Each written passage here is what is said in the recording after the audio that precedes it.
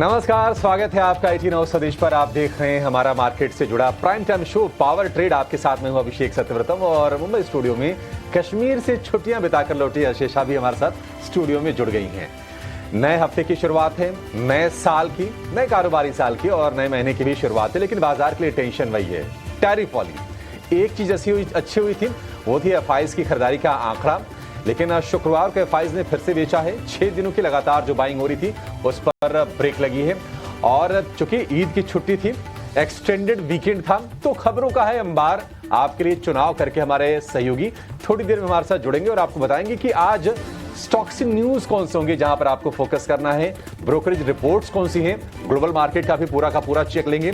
Commodities में भी काफी ज्यादा एक्शन हुआ है ओवर द वीकेंड, तो पूरा का पूरा हम अगले 2.5 घंटे आपके साथ बने रहेंगे और एक एक करके सिलसिलेवार ढंग से इंडेक्स को लेकर, स्टॉक को लेकर, एफएनओ को लेकर, कमोडिटीज को लेकर सारी की सारी रणनीति बनाएंगे। आपके जाएगा नहीं, लेकिन पहले 4 ट्रिगर्स आपके स्क्रीन पर लेकर आएंगे और धीरे धीरे चर्चा को हम आगे बढ़ाएंगे। तो अमेरिकी बाजारों से शुरुआत कर लेते हैं। डाउ जोन्स में कल हमने बढ़िया बाइंग देखी है, लगातार 3 सत्र की बिकवाली हो रही थी, लेकिन कल 400 अंकों से ज्यादा की तेजी डाउ जोन्स में आई है। और हालांकि नेस्डेक आप देखेंगे तो करीब 24-25 अंक नीचे बंद हुआ है, लेकिन लोअर लेवल से करीब 3-350 अंकों के आसपास रिकवरी नेस्डेक में भी आई है।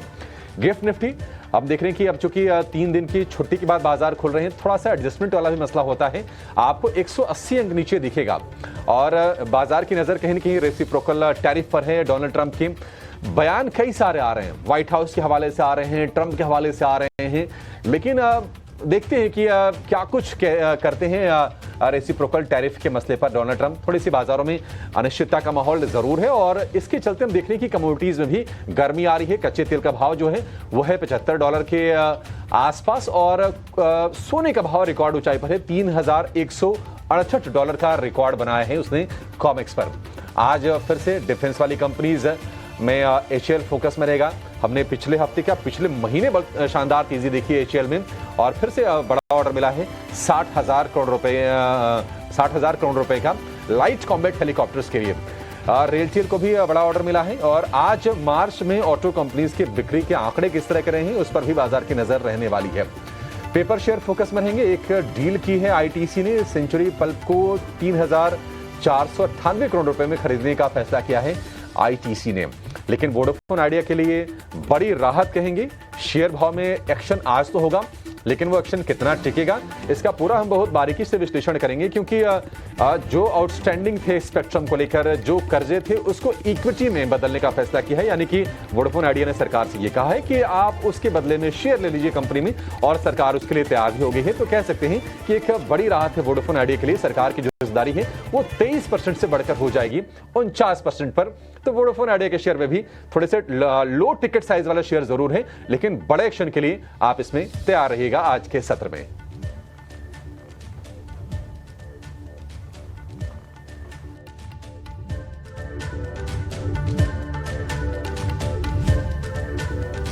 Vodafone idea, ITC, RailTel, HAL, कई सारे स्टॉक्स जो खबरों के दम पर आज फोकस में रहेंगे। एक करके एक सब पर विस्तार में चर्चा करेंगे।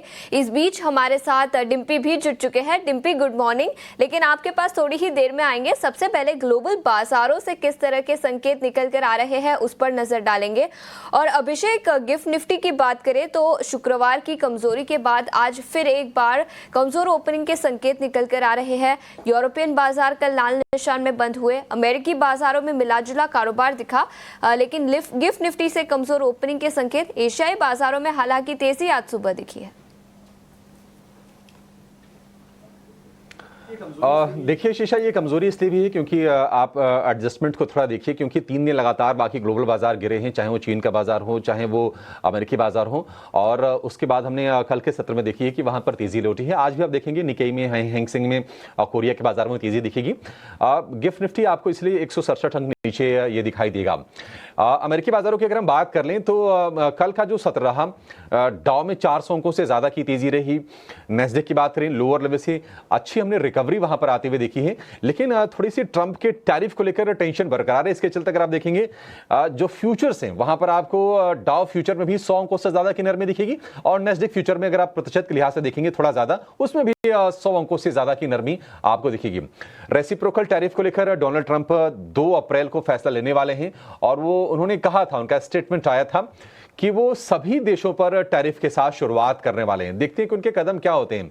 लेकिन उसके बाद व्हाइट हाउस से के हवाले से खबर आई है कि थोड़ी सी नरमी दिखा सकते हैं डोनाल्ड ट्रंप। देखिए, डोनाल्ड ट्रंप के बयान, उनके एक्शन काफी ज्यादा मिसमैच होते हैं। वो क्या करेंगे, कब करेंगे, क्या कह रहे हैं, उसके मायने क्या हैं, उसको समझना बड़ा मुश्किल होता है।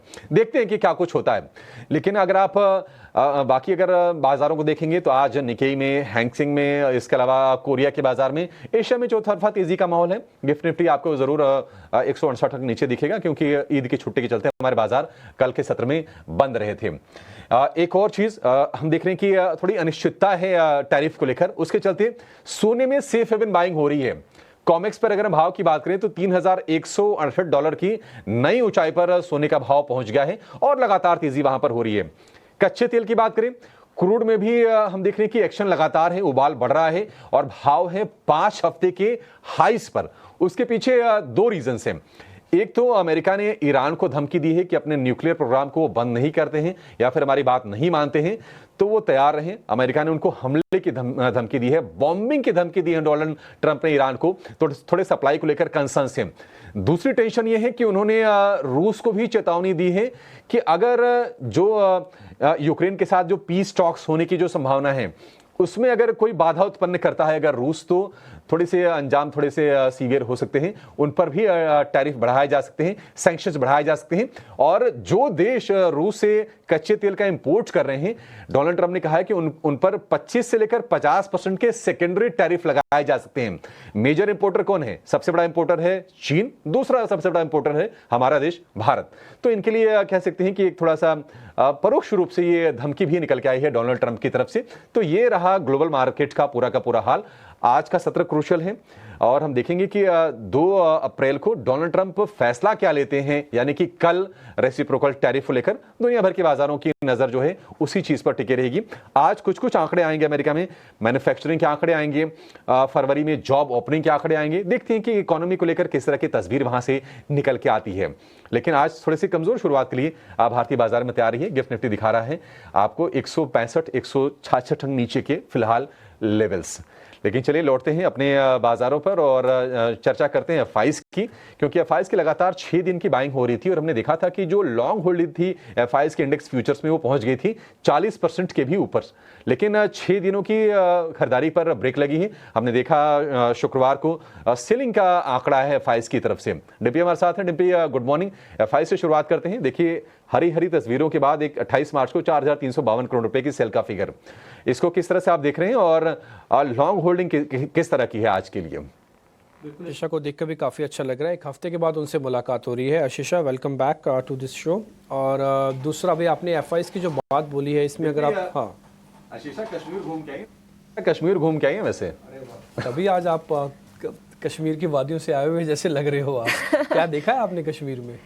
कश्मीर काफ़ी सुंदर है। इनफैक्ट मैं तो दूसरी बार गई, लेकिन जैसे हेवन ऑन अर्थ कहा जाता है, मिनी स्विट्जरलैंड कहा जाता है, वाकई में वैसा है, काफ़ी ब्यूटीफुल है।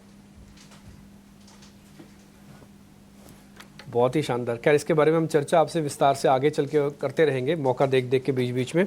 लेकिन अभी एक जो क्वेश्चन अभिषेक ने एफआईज के ऊपर पूछा, मैं उससे पहले जरा डोनाल्ड ट्रंप के वाले मैटर पे 1 मिनट के लिए सिर्फ एक पॉइंट रख देता हूँ। जब से डोनाल्ड ट्रंप ने कुर्सी संभाली है, यानी कि जो जनवरी के महीने से, आप जनवरी हो गया, आप फरवरी हो गया, मार्च भी कंप्लीट हो गया, एक भी देश के ऊपर उन्होंने युद्ध नहीं किया, किसी के ऊपर नहीं किया, और वो करेंगे भी नहीं। वो कम से कम इस साल तो नहीं करेंगे। तो ये जो ईरान वाला मैटर है या फिर रूस वाला मैटर है, ये सिर्फ और सिर्फ वैसी ही बात है। क्या ईरान ने इससे पहले धमकियां नहीं देखी? कभी बार देखी है। तो मेरे को लगता है कि युद्ध में तब्दील तो नहीं होगा। हाँ, एक टफ स्टांस का तब्दील हो सकता है, और मेरे को नहीं लगता कि मार्केट इस पर रिएक्शन करेगा। मार्केट तब रिएक्शन करेगा जब एक्चुअली ऑपरेशंस होगा। इससे पहले तक वो डोनाल्ड ट्रंप को धीरे धीरे करके सुनता है, समझता है, डिस्काउंट करके ख़त्म कर देता है। और उसके बाद उसका तेज़ रिएक्शन वैसे नहीं आता। आप ये टैरिफ वाले मैटर में इंडिया में भी देख चुके हैं। जिस दिन टैरिफ की उन्होंने कांग्रेस में जाके बोला, जिसमें रिपब्लिकन डेमोक्रेट्स इकट्ठे बैठते हैं, उस दिन से हमारा मार्केट का बॉटम बना था। उसके बाद हमने 1500 पॉइंट बैंक निफ्टी तक को चलते हुए देख लिया और करीब 3000 से ज़्यादा पॉइंट बैंक निफ्टी भी चले। बाय द वे, मैं इससे 1 मिनट के लिए बाहर आ जाता हूँ, इसलिए मेरे को डोनाल्ड ट्रंप की इस बातों पर बिल्कुल भी वो नहीं आता है कि वो युद्ध कर देंगे। युद्ध तो कम से कम नहीं करेंगे, हाँ एक टफ स्टांस ज़रूर लेंगे। एक पॉइंट के लिए मैं और आगे आऊँगा। जब भी आपने बोला कि अभी एक नंबर हम आपको रेड वाला दिखाते हैं, ये रेड वाला नंबर आप देखोगे तो इसमें ना इंडेक्स ऑप्शंस का नंबर भी रेड है, सिर्फ फ्यूचर्स का नंबर नहीं है, यानी कि कैश का नंबर नहीं, ऑप्शंस भी 19,000 करोड़ रुपए के आसपास के आसपास बिके हैं। कहने का मेरे मतलब ये है कि मार्केट के अंदर देखिए, एक चीज़ हमने बहुत क्लियर आपको बताई थी और इसके लिए हमें गर्व भी है अपने डेरिवेटिव सेंस का। ये देखिए 19,000 करोड़ रुपए का आपको इंडेक्स ऑप्शंस भी माइनस दिखेगा। जिस गर्व की हम बात बोल रहे थे वो गर्व ये है कि हमने आपको इसी डेरिवेटिव एक्सपायरी पर पढ़ाया था। ये एक ऐसा पड़ाव है जहां पर आपका शॉर्ट कवरिंग का फ्यूल खर्च हो जाएगा। और ये बात मैंने अभिषेक जी को एक खाने के एग्जांपल के तौर पर बताया था कि आपने मार्च में बहुत बढ़िया दावत उठाई है, अब अगर मैं बोलूँ आप अप्रैल में दावत उठाओ तो आप बोलोगे नहीं थोड़ा रुक जाओ। ये थोड़ा रुक जाओ मार्केट का अभी वही हो रहा है। ये जो 162 पॉइंट है, थोड़ा रुक जाओ वाला गेम है, ये थोड़ा रुक जाओ। अप्रैल एक तो पहली सीरीज अपने आप में छोटी है। आप अगर चेक करना चाहें तो ट्रेडिंग हॉलीडेज गूगल के अंदर डालना है, तो बीएससी की वेबसाइट पे अवेलेबल है। 3 दिन की छुट्टी है ट्रेडिंग की, और वो ऐसे दिन आके फंसी हुई है सोमवार और शुक्रवार के बीच में कि लोग अगर आगे पीछे छुट्टी लगाएं तो 4-4 दिन की छुट्टी भी बन सकती है। ये एक एडिशनल जानकारी है। 4 दिन की छुट्टी लेके 11 दिन की छुट्टी बन रही है, ऐसे कैलकुलेशन लोग करके बैठे हुए हैं। हाँ, तो ये आप डीप कैलकुलेशन और कितनी डीप रिसर्च है कि 1-2 दिन की छुट्टी जोड़ देंगे तो आप हफ्ते भर की छुट्टी पे भी जा सकते हैं। एनी हाउ, मैं इस सीरीज को थोड़ा छोटा समझता हूं और सीरीज के अंदर कोई बड़ा इंपैक्ट नहीं देखता। सीरीज छोटी है और इंपैक्ट बड़ा नहीं आएगा। वजह एक तो ये फाइनेंशियल ईयर का पहला मंथ है, दूसरा अभी अर्निंग्स आपने देखी नहीं है, अर्निंग्स आप देखना शुरू करोगे और अप्रैल के 10 तारीख के आसपास से प्रॉपर अर्निंग्स आना शुरू होगा। तीसरा, मार्केट शॉर्ट कवरिंग का सारा फ्यूल खर्च करके आया हुआ है। ये तो आशीषा जब छुट्टी पे गई थी तब भी हमने ये बात बोलते रहे कि देखिए शॉर्ट कवरिंग का फ्यूल मार्केट ने काफ़ी खर्च किया है। यहीं से ही मार्केट 23,500 तक। आप ये कैसे सोच सकते हो कि बिना शॉर्ट्स हटाए मार्केट क्या 23,500 800 तक आ सकता था? 22,000 से चलकर नहीं आ सकता था। आया है, इसका मतलब कुछ ना कुछ तो पे किया गया है। और ये पे क्या किया गया है? सिस्टम में से शॉर्ट्स को उड़ाया गया था। एक और चीज, एफआईज का रुख पॉजिटिव हुआ था। एफआईज डबल हो गए थे, 15% और 18% की एवरेज से वो 40% हुए थे। एक और बात बताता हूँ एफआईज की, जब आपने लास्ट ट्रेडिंग सेशन में देखा तो एफआईज का नंबर सीधा 32 से बढ़कर 40% हो गया था। और अगर आपको ये भी याद होगा तो हमने ये कहा था कि हमारा अपना अनुमान है कि 40% तक आएंगे, उसके आगे वो नहीं आएंगे। अगर आपको हमारा एक एक शब्द याद होगा, अब आप चेक कर लो, 40% का नंबर लगा, वापस से एफआईज की पोजीशन घटी है और वो 35% पे आ गए हैं, यानी कि 5% एक दिन में, क्योंकि वो जस्टिफिकेशन नहीं था। आप 32 से 40 आ रहे हो, मार्केट में फ्यूल है नहीं, उड़ेगा कैसे बाजार? बाजार को उड़ने के लिए कम से कम फ्यूल भी तो चाहिए ना, कैसे आएगा? फ्यूल तो है नहीं, शॉर्ट्स कवर करोगे नहीं आप क्योंकि बचे नहीं, लॉन्ग आपसे होगा नहीं क्योंकि सीरीज की शुरुआत नहीं हुई है, तो लॉन्ग कैसे कर लोगे आप? लॉन्ग तो होगा ही नहीं। और सीरीज के एक दिन बोले जी नहीं जी, हमने शुक्रवार को तो देखा है, शुक्रवार को तो ट्रेड हुआ है, बहुत शुक्रवार को सबसे कम वॉल्यूम में से एक दिन निकला है वो। अगर आपको यकीन नहीं हो रहा तो मैं आगे चल के ओपन इंटरेस्ट की कैलकुलेशंस भी बताऊंगा। रफ कहने का मेरे मतलब ये है कि अभी सब कुछ स्टैंड स्टिल हो गया है। ये एक्सपायरी ने क्या किया, आपकी जितनी एनर्जी थी उस सब को ख़त्म करके एक नया पैटर्न जोड़ दिया कि भैया ये है, आपने जो डिज़ाइन बनाया था, जो ड्राइंग्स बनाई थी, उसमें से हमने आपको 20 में से 18.5 मार्क्स दे दिए या 19 मार्क्स दे दिए। वेरी गुड का रिजल्ट आ गया। अब आप promote to the next class हो गए हो, promote to the next series हो गए हो। बच्चा वो किताबें रख दे साइड में। अब ये नहीं अपने मम्मी पापा को बोले देखो मम्मी पापा मैंने तो 19 लिए हैं, मम्मी पापा ये बोलेंगे बेटे अगली क्लास में भी अच्छे नंबर लाने हैं। अब अगली क्लास है अप्रैल सीरीज, इसमें भी मार्केट को अच्छे नंबर लाने हैं, तभी बाजार और चलेगा। ये नंबर्स क्या हैं, ये कौन से नंबर्स हैं, आगे चल के मैं अभी आपके सामने रख दूंगा, लेकिन एक रफ बता देता हूं। इसमें एफआईज का नंबर बहुत क्रिटिकल रोल अभी भी अपनाएगा। इसके अलावा अर्निंग्स का रोल भी आपको नंबर्स चाहिए उसके। और एक और तीसरी चीज, डीआईएस की होल्डिंग कम नहीं होनी चाहिए। मैं एक एक करके तीनों पॉइंट्स की होल्डिंग भी बता देता हूं ताकि हमारे प्रोड्यूसर्स आप अच्छे से लिख भी पाए। 71% है डीआईएस के पास, जो कि बहुत अच्छा पॉइंट है। 54-55% है करीब करीब रिटेल के पास। ठीक है, जो थोड़ा बड़ा है वापस से। हाँ, और एफआईज के पास टोटल पोजीशन आ गई 35% के आसपास, तो 35, 71 और 54% की पोजीशंस के साथ लॉन्ग है। मेरे को मेजर चीज़ें जो एफआईज में कुछ खास दिखा नहीं, इंडेक्स ऑप्शंस का और फ्यूचर्स में जब भी बिकवाली होगी, ये हमने आपको एक बैक टेस्टेड फॉर्मूला बताया हुआ, किसी किताब में नहीं लिखा, जब भी फ्यूचर और ऑप्शंस एक साथ बिके समझ लेना रेजिस्टेंस पक्के हैं, जब भी फ्यूचर और ऑप्शंस एक साथ खरीदे जाएं समझ लेना सपोर्ट पक्के हैं, जब भी फ्यूचर और ऑप्शंस बिक जाए समझ लेना मार्केट साइडवेज होगा, और जब भी ऑप्शंस खरीदे जाएं और फ्यूचर बिक जाए इसका मतलब बाजार थोड़ा सा पुल बैक करके ऊपर और आएगा। तो ये बेसिक बैक टेस्टेड वाले फॉर्मूले हैं जो हमने आपको ऑलरेडी पहले भी शेयर किए हुए हैं। तो अभी आप देखोगे इंडेक्स ऑप्शंस के अंदर बिकवाली, कैश के अंदर बिकवाली, दोनों के अंदर क्वांटम में बिकवाली हुई है, इसलिए बाजार थोड़ा सा साइडवेज होगा, खराब नहीं है, साइडवेज होगा और नेगेटिव बायस पे है, वैसी कोई दिक्कत नहीं है। एफआईआई और डीआईआई के पोजीशनिंग पर हमने चर्चा की। आज डिम्पी का मानना है कि शायद शुरुआती ट्रेड में कमजोरी दिखेगी, लेकिन वो कट्स गहराते हुए नजर नहीं आएंगे। लेकिन इसके अलावा निफ्टी की बात करें तो पिछले पूरे हफ्ते में तेजी के साथ बंद होते हुए नजर आए, लेकिन शुक्रवार के सत्र में कमजोरी दिखी थी। थोड़ी सी कमजोरी के साथ निफ्टी बंद होता हुआ नजर आया था 23,520 के लेवल्स के आसपास। डिम्पी, अब निफ्टी पर कौन से लेवल्स पर नजर रखनी चाहिए और पूरे सीरीज के लिए कौन से लेवल्स पर अब हम नजर रखें और कौन सी रणनीति बनाएं? ठीक है, डन। इन दोनों पॉइंट्स में बता देता हूँ, लेकिन ये 2 पॉइंट में थोड़ा ग्लोबल मार्केट से मेरे से छूट गए जो मैंने एक रिपोर्ट के जरिए देखे। पहला था एक तो यूक्रेन वाला, अभी भी वो शांति वाला प्रस्ताव आया नहीं है, तो इस सीरीज के अंदर वो एक ट्रिगर के तौर पर काम करेगा, ध्यान रखिएगा। एक क्वेश्चन मार्क में आपके लिए स्टार मार्क कर देता हूँ। और दूसरा, मेरे को लग रहा है कि यूएस खुद ही डॉलर को ना डीवैल्यूएट करेगा। ये इतिहास में शायद दूसरी या तीसरी बार होगा जो वो डीवैल्यूएशंस करेगा अपने डॉलर्स में। इसको लेके बहुत इंपॉर्टेंट चर्चा चल रही है मार्केट्स में, खबरें भी काफ़ी आई हैं, रॉयटर्स के हवाले से भी 1-2 रिपोर्ट आई हैं, बीबीसी की भी रिपोर्ट मैंने पढ़ी है। तो उसमें अगर डॉलर डीवैल्यूएशन होता है ना, तो सारे ट्रेडिंग समीकरण बदल सकते हैं और बहुत तेज़ी से बदलेंगे, क्योंकि आप सब ट्रेड डॉलर्स में ही करते हैं। इस पर हम विस्तार से चर्चा कभी आगे चल के करेंगे, बड़े दोनों पॉइंट अभी ओपन एंडेड हैं। अब आ जाते हैं आपने निफ्टी के जो लेवल्स पूछे। देखिए, निफ्टी ने 23,500 के आसपास क्लोज किया, ये एक अच्छा साइन है, लेकिन क्या 23,500 इससे वो बेस बना हुआ है? बेस तो बना हुआ है, इसके नीचे एक और बेस भी है, मैं उसको आज हम टेस्ट करने के लिए जा सकते हैं। आई रिपीट माई सेल्फ, इस वर्ड को, इस लाइन को बहुत ध्यान से सुनना जो मैं आपके सामने पॉइंट बोल रहा हूँ।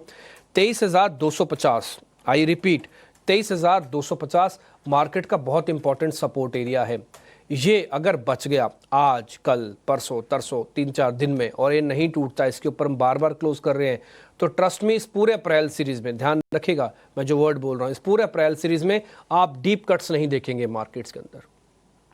फिर मार्केट बाइंग ऑन डिप्स का बरकरार है, इसमें कोई दिक्कत नहीं। आपको जब भी मार्केट नीचे मिले आप लेते जाना positions. I repeat my self 23,250 अगर ये ब्रेक नहीं होता है तो, और अगर ये ब्रेक हो जाता है कल, परसों, तरसों, 3-4 दिन में, यानी किसी हफ्ते में, जो कि छोटा हफ्ता है, 4 ट्रेडिंग सेशंस है, इसी 4 दिनों में अगर ब्रेक हो जाता है तो ट्रस्ट में फिर आपको जो सबसे नीचे वाला लेवल मैं आपको बता देता हूँ, इसमें लिखा नहीं मैंने, वो है 22,800। ये अपने मन में और अपने दिमाग में पिक्चर डाल लेना कि हम हो सकता है ये वापस देखें। आई रिपीट माई सेल्फ, मैं फिर से रिपीट कर देता हूँ, 23,250 अगर पिछले कल, परसों, तरसों, इस 3 हफ्ते में बच जाता है, इसके ऊपर क्लोजिंग मिलती है, तो इस पूरी सीरीज में डीप कट्स नहीं आएंगे। मार्केट ये मैसेज बहुत लाउड एंड क्लियर दे देगा अगले 4 दिन में ही कि बॉस मेरे को ज़्यादा नीचे जाना नहीं है। और अगर ये 4 दिनों में नीचे इसके क्लोज हुआ तो फिर थोड़ा डीप कट्स और आएंगे, क्योंकि जो प्रेशर बनेगा नई सीरीज का वो ड्रैग करता हुआ लेके जाएगा और आपको 22,800 भी टेस्ट करवा सकता है, जो यहाँ से करीब 700 पॉइंट बनते हैं। तो थोड़ा ध्यान रखिएगा। गौतम शाह भी ऑलमोस्ट आपको यही बात बोल के गए हैं जो हमने डाटा में आपको सारी बात बताई है। अब आ जाते हैं इंपॉर्टेंट ऊपर के रेजिस्टेंस पे। रेजिस्टेंस क्या है? रेजिस्टेंस 700 से शुरू हो जाएगा, इनफैक्ट वो तो 650 से शुरू होगा, पर मैं उसको 700 मानता हूँ।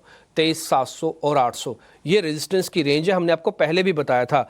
और हमने जब सीरीज शुरू हुई थी ना, तब भी बात अभिषेक जी को बताई थी, शेष आप छुट्टी पे थे, तब हमने कहा था अगर सपोर्ट पक्के हैं ना तो बॉस रेजिस्टेंस भी उतने ही पक्के हैं, रेजिस्टेंस आपको जाने नहीं देंगे कहीं पे। और आप देख लो 23,700 और 800 मार्केट से पार नहीं हुआ। सीरीज का हमने पहला दिन देखा, आगे पीछे के दिन भी जोड़ लो तो मार्केट से पार नहीं हो रहा 23,800। तो 23,700 और 800 रेजिस्टेंस है, 23,250 मेक ब्रेक लेवल है, 23,250 बच गया तो 23,800 पहले देखोगे, अगर 23,250 नहीं बचा तो हो सकता है 22,800 को भी टेस्ट करने के लिए चले जाओ। ओपन एंडेड रखना, ये सारा मैं डाटा के बेसिस पे बता रहा हूँ। इसमें पुट कॉल रेशियो वगैरह भी मैंने जोड़ दी है जो कि 1 के आसपास चल रही है। एफआईज के नंबर्स, मार्केट के स्पेकुलेशन, ऑप्शन चेंज, सबका सब नंबर्स डाल के मैं राउंड फिगर में आपको रफ बात बता रहा हूँ। ट्रेडर्स को क्या करना है, ट्रेडर्स को 2 काम करना है। अभी एक्यूमुलेशन का स्टांस अभी खोलना नहीं है, ठीक है, ध्यान रखना। मैंने ये नहीं बोला कि आपको अकोमुलेट करना है गिरावट में, एक बार भी नहीं बोला और अभी भी नहीं बोलूंगा मैं आपसे। पहले 23,250 को देखते रहो। अगर 23,250 बच रहा है, अटेम्प्ट ले रहा है, आप खुद देख लोगे स्क्रीन पे बॉस, 24 घंटे में आपके सामने नहीं रहूंगा तब भी आप समझ जाओगे। तो 23,250 अगर बच रहा है तो एक 2 लॉट से शुरुआत करना, और अगर 23,250 नहीं बच रहा रुक जाना और सस्ते दाम पर आपको मार्केट मिल सकता है। तो ये ट्रेडर्स का कैसे काम करना है मैंने ये भी बता दिया आपको। ठीक है, निफ्टी को लेकर पूरी की पूरी रणनीति आपको डिम्पी ने समझा दी है। फाइज के बारे में भी हमने जान लिया। अब आते हैं निफ्टी बैंक पर। वैसे निफ्टी बैंक को लेकर जुलाई सीरीज से एक बदलाव भी होने वाला है डिम्पी। लॉट साइज वाली खबर आपने पढ़ी भी होगी कि 30 से बढ़ के 35 हो रहा लॉट साइज। हालांकि अभी तो जो एग्जिस्टिंग 3 कॉन्ट्रैक्ट है तो अपने पुराने हिसाब से ही चलेंगे। आज चूंकि अब ये गिफ्ट निफ्टी संकेत दे रहा है नीचे खुलने के, निफ्टी बैंक हमने देखा है कि 51,500 के लेवल्स को होल्ड कर पाने में कामयाब रहा। आज क्या करना चाहिए? गैप से खुले तो क्या निफ्टी बैंक में पोजीशन ऐड करनी है? काम का तो है, लेकिन गैप काम का है कि नहीं है ये आज का दिन पूरा दिन देख के पता लगेगा आपको। बोले ये कैसे एक दिन में आप कैसे गैप से, देखो सर इसलिए पता लगेगा क्योंकि पहले वो चीज़ हो तो जाने दो। मैंने आपसे कहा कि ऊपर जाके ना बर्फ़ पड़ी हुई है पहाड़ों पे, आप जाओगे ना आपको ठंड लगेगी और आपको वहाँ पे बर्फ़ गिरती हुई दिखेगी। पहले भाई पहाड़ पे पहुँच तो जाने दो, पहले ठंड का महसूस तो करने दो, फिर बैग में से स्वेटर जैकेट वगैरह सब निकालेंगे। दिल्ली से थोड़ी आप जैकेट डाल के जाओगे कि मैं कश्मीर जा रहा हूँ या फिर मैं ऊपर पहाड़ी इलाके में जा रहा हूँ, ठंड है। दिल्ली में आप स्वेटर नहीं डालोगे, पहले आप वहाँ पहुँचोगे फिर स्वेटर डालोगे। सेम मार्केट के अंदर आपको करना है, पहले देखोगे कि वो लेवल बच भी रहा है कि टूट रहा है, फिर ही तो अपनाओगे स्ट्रेटजी। तो स्ट्रेटजी ये तो है कि बाइंग ऑन डिप करना है, बट पहले ये चेक करना है कि कितना डैमेज होता है। डैमेज के लेवल्स मैं बताता हूँ, 51,300, 51,000, ये 2 इंपॉर्टेंट सपोर्ट है। मेरा ऐसा मानना है कि 51,300 नहीं जाएगा जल्दी, आज क्लोजिंग पे भी नहीं जाना चाहिए। ये ऐसे मेरी अपनी कैलकुलेशन है, लेकिन मार्केट सुप्रीम है। 51,300 और 51,000 2 सपोर्ट एरिया हमने लिख दिए। एक मैंने आपको लाइंस भी बकायदा दिखाई हुई है और दोनों के लेवल्स आपको याद भी दिखाए हुए हैं। निफ्टी का 22,800 बहुत इंपॉर्टेंट लेवल है, ट्रेंड रिवर्सल का लेवल था। ऐसे ही इसका था 50,800, अगर आपको याद होगा तो 50,800 इसका ट्रेंड रिवर्सल लेवल था। तो ये दोनों लेवल्स बहुत इंपॉर्टेंट है, बाजार यहाँ तक भी आ सकते हैं। डॉट वाली लाइन वही खिंची हुई है, ठीक है जी। अब आ जाते हैं कैसे काम करना है। अगर 51,300 कल परसों तरसों 3 दिन तक, हाँ ध्यान रखने मैं क्या बोल रहा हूँ, मंगल बुध बृहस्पति शुक्र तक 4 दिन तक, अगर 51,300 को किसी तरह से बैंक निफ्टी बचाए रखता है और कोई क्रैक ज़्यादा नहीं देता, 1-2 लॉट से आप 100% शुरुआत करो, एक्यूमुलेशन करो, क्योंकि मार्केट वापस से पुल बैक दिखाएगा और ये पुल बैक हो सकता है 51,800 और 52,000 तक वापस भी आ जाए। ये है पहला नंबर। ये उसमें आपका रिस्क रिवॉर्ड क्या है? कुछ भी नहीं। आपके पास 100 पॉइंट नहीं जाएंगे क्योंकि आज तो गैप मिलेगा, आप तो सारा दिन टेस्ट करोगे। आज आपको पोजीशंस तो लेनी नहीं, आज तो 12 बजे तक तो ऐसे भी टेस्टिंग करनी है, ठीक है। तो आपके पास रिस्क रिवॉर्ड इतना शानदार है, मैं आपको क्या बताऊं कि आपके पास कुछ ज़्यादा पैसे नहीं जाएंगे और पैसे भर के आएंगे। और इस सीरीज़ छोटी है, ध्यान रखी जाए, 17-18 दिन के ही ट्रेडिंग सेशंस है, सीरीज़ छोटी है, ठीक है। और एक दूसरा एक पॉइंट, बैंक निफ्टी का पुट कॉल रेशियो वगैरह भी 1 से नीचे आया हुआ है, तो इसका मतलब थोड़ा लाइट भी है, हल्का भी है। एक और प्रॉब्लम जो मेरे को बैंक निफ्टी में बार बार दिखती है, जिसकी मैं, ये एक फ़ायदा भी है और नुकसान भी है, ये बहुत ही लाइट है, बहुत ही हल्का है, ठीक है ना। आपका मान लीजिए एक दोस्त है जिसका वजन बहुत कम है, ठीक है, वो आपका दोस्त है, बहुत ही शानदार आदमी है, तो आपके काम भी आएगा और आपका नुकसान भी पहुंचाएगा। जब लड़ने जाओगे ना तो वो हल्का आदमी आपके ज़्यादा काम नहीं आएगा, क्योंकि उसको एक थप्पड़ कोई मारेगा तो गिर जाएगा, लेकिन वो आपका दोस्त बड़े काम का आएगा। मान लो कोई सामान गिर गया, पकड़ के उठाना है उसको, तो आप पकड़ के उठा के कहीं इधर उधर भी कर सकते हो। तो वो हल्का आदमी जिसका वजन कम है, उसका फ़ायदा और नुकसान दोनों है। सेम मार्केट का बैंक निफ्टी, इसका वजन कम है, डेंसिटी घनतत्व कम है। तो जब घनतत्व कम होता है, डेंसिटी कम होता है, इसके फायदे नुकसान दोनों हैं। नुकसान ये होगा कि हवा आएगी तो गिर जाएगा, और फायदा ये होगा हवा ऊपर की चली तो जोर से उड़ेगा और बहुत तेज जाएगा। सेम बैंक निफ्टी के साथ होगा। इसलिए अगर आप निफ्टी और बैंक निफ्टी में से कोई एक पहला चुनना चाहें तो बैंक निफ्टी को चुनना। लेवल्स मैंने आपको बता दिए, 51,300 को टेस्ट करते हुए देखना, कल परसों तरसों तक अगर ये नहीं जाते तो कोई दिक्कत नहीं, सब कुछ चंगा सी टाइप हो जाएगा। और अगर नहीं होता तो फिर वेट करना, एक अच्छे लेवल पे एक अच्छी जगह पर आपको बाजार ट्रेड करता हुआ मिलेगा। ऑप्शंस ट्रेडर्स को क्या करना चाहिए, दोनों को ऑप्शंस ट्रेडर्स को मौका देख के चौका मारना चाहिए। बहुत बढ़िया गैप आपको मिल रहा है 100 से 150 पॉइंट का, ऑप्शंस वालों को यही चाहिए होता है। अगर गैप मिल गया उसके बाद अगर स्विंग कहीं भी आएगा तो आपको बहुत बढ़िया ट्रेड मिलेंगे ऑप्शंस के। तो ऑप्शंस वाले देख के काम करना। 11 बजे सौदा लिया, 12 बजे तक पैसे बन रहे हैं, लेके निकल लेना। लंबा अभी शायद मार्केट आपको पैसे नहीं देगा क्योंकि अभी चर्निंग के फेज में फंसा हुआ है। ये कंसोलिडेशन और चर्निंग का फेज है। अगले कल परसों तरसों में क्लियर हो जाएगा कि हम चर्निंग का अपर एंड देख रहे हैं या फिर चर्निंग का नीचे वाला एंड देखेंगे। तो ये रफ कैलकुलेशंस हमने आपके सामने रख दी। कोई भी शेयर F&O बैन में नहीं है और पोजीशंस ऑलरेडी बता चुका हूं।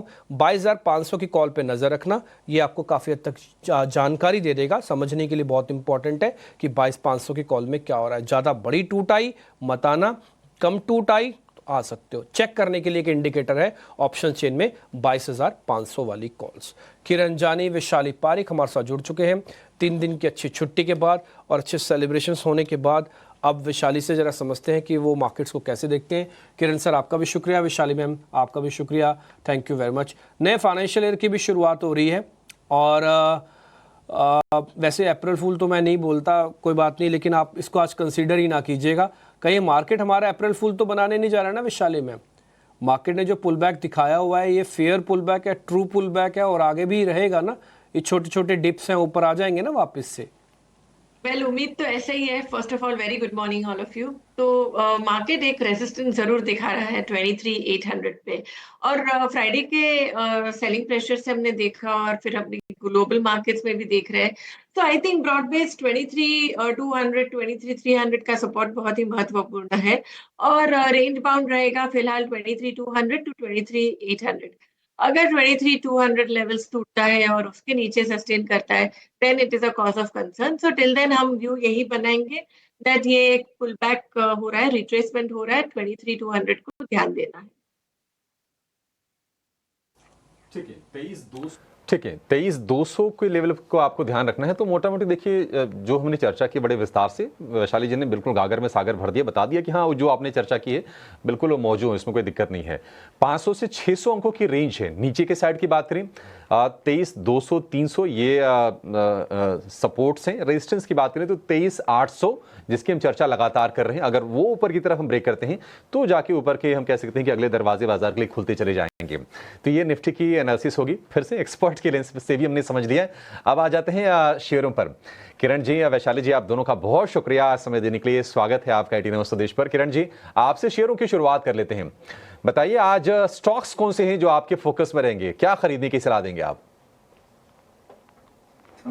सो ओवरऑल अगर हम देखें तो आज जिस तरह से मार्केट में गैप डाउन ओपनिंग दिखा रहा है, कहीं ना कहीं एक रिट्रेसमेंट के अंदर जो प्रीवियस ब्रेकआउट के आसपास स्टॉक्स अगर अवेलेबल है तो वहां पे डेफिनेटली बाई करना चाहिए। सो 2 स्टॉक हम दे रहे हैं। पहला जो है वो कोल इंडिया है। कोल इंडिया हमने करीबन 370 375 से आपके चैनल पे बाई रिकमेंडेशन दिया था।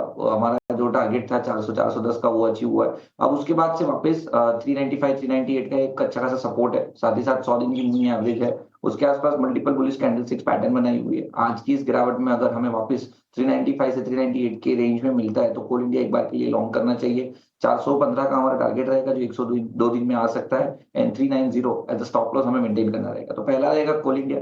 दूसरा है जनरल इंश्योरेंस में, इंश्योरेंस कंपनी में जनरल इंश्योरेंस। अगर जनरल इंश्योरेंस की हम बात करें तो जिस तरह से काउंटर में एक ब्रेकआउट दिखा था हमने 420 430 के लेवल के आसपास, उसके बाद काउंटर 500 तक गया, वापस उस लेवल से काउंटर ने ब्रेक डाउन किया, कहीं ना कहीं अपनी सभी इंपॉर्टेंट मूविंग एवरेजेस को भी ब्रेक किया, लेकिन वापस डबल बॉटम पैटर्न 400 रुपए के आसपास ब्रेकआउट देके स्टॉक अपनी सभी इंपॉर्टेंट मूविंग एवरेजेस के ऊपर ट्रेड कर रहा है और जो पिछला ब्रेकआउट था 420 उसके आसपास कंसोलिडेट हो रहा है। अब यहाँ पे भी करंट मार्केट प्राइस से हमें लॉन्ग करना चाहिए। कोई भी गिरावट आती है 410 से 420 के बीच में तो आप लॉन्ग जाइए। एक जो स्टॉप लॉस हमें देखने को मिल रहा है वो 404 का है। 404 का लेवल अगर ब्रेक नहीं होता है तो there are very good chances के 1 से 2 दिन में आप 460 470 तक के लेवल देख सकते हैं। तो Coal India and General Insurance Corporation ये हमारे 2 प्रेफर्ड पिक रहेंगे। ठीक है, नए हफ्ते की शुरुआत, नए महीने की शुरुआत और 2 सरकारी कंपनियां लिस्ट में हैं किरण सर की, GIC आ रही है और कोल इंडिया। GIC आ रही के लिए 460 का टारगेट, 404 रुपए का स्टॉप लॉस। और कोल इंडिया की बात करें तो कोल इंडिया के लिए जो टारगेट होगा वो होगा 415 रुपए का। 390 रुपए के स्टॉप लॉस के साथ आपको इसको बाइंग करनी है। चलिए कुछ और मेहमानों को जोड़ते हैं। हमारे साथ रचना वैद्य भी जुड़ गई हैं। और देखिए नवरात्र चल रहे हैं, शुभ मौका होता है सभी सनातनियों के लिए। और आज तीसरा दिन है चैत्र नवरात्र का। तो रचना जी को और वैशाली जी को साक्षात लक्ष्मी स्वरूपा हमारे स्क्रीन पर दिख रही हैं। रचना जी गुड मॉर्निंग, बहुत शुक्रिया आपका समय देने के लिए। आप अपने स्टॉक्स बता दीजिए मैम, आप क्या खरीदने की सलाह दे रही हैं? जी गुड मॉर्निंग एंड नवरात्रि की शुभकामनाएं आप सबको भी और हमारे सब व्यूअर्स को भी। और जो हमारी तरफ से आज के लिए स्टॉक्स रहेंगे उसमें एक रहेगा HDFC बैंक। HDFC बैंक के फ्यूचर्स को हम लॉन्ग करेंगे और शुरुआत में नहीं करेंगे, इनिशियल 15 मिनट्स को हम थोड़ा स्टेबलाइज होने देंगे। उसके बाद क्योंकि हमें 2-3 दिन के क्यूज डाइजेस्ट करने हैं तो 15 मिनट्स को हम जाने देंगे। उसके बाद ये काउंटर अगर 1820 को फ्यूचर्स पे होल्ड कर रहा होगा, 1820 के ऊपर रहा होगा तब तक, तो हम उसको बाय करेंगे for a target of 1840 and 1850। And जो दूसरा काउंटर रहेगा वो भी बाय साइड का रहेगा, दैट विल बी इंडिगो। इसमें भी हम इनिशियल फ्यू मिनट्स को जाने देंगे और उसके बाद अगर ये काउंटर 5025 इसके ऊपर होगा फ्यूचर्स पे तो हम उसको बाय करेंगे for a target of 5200।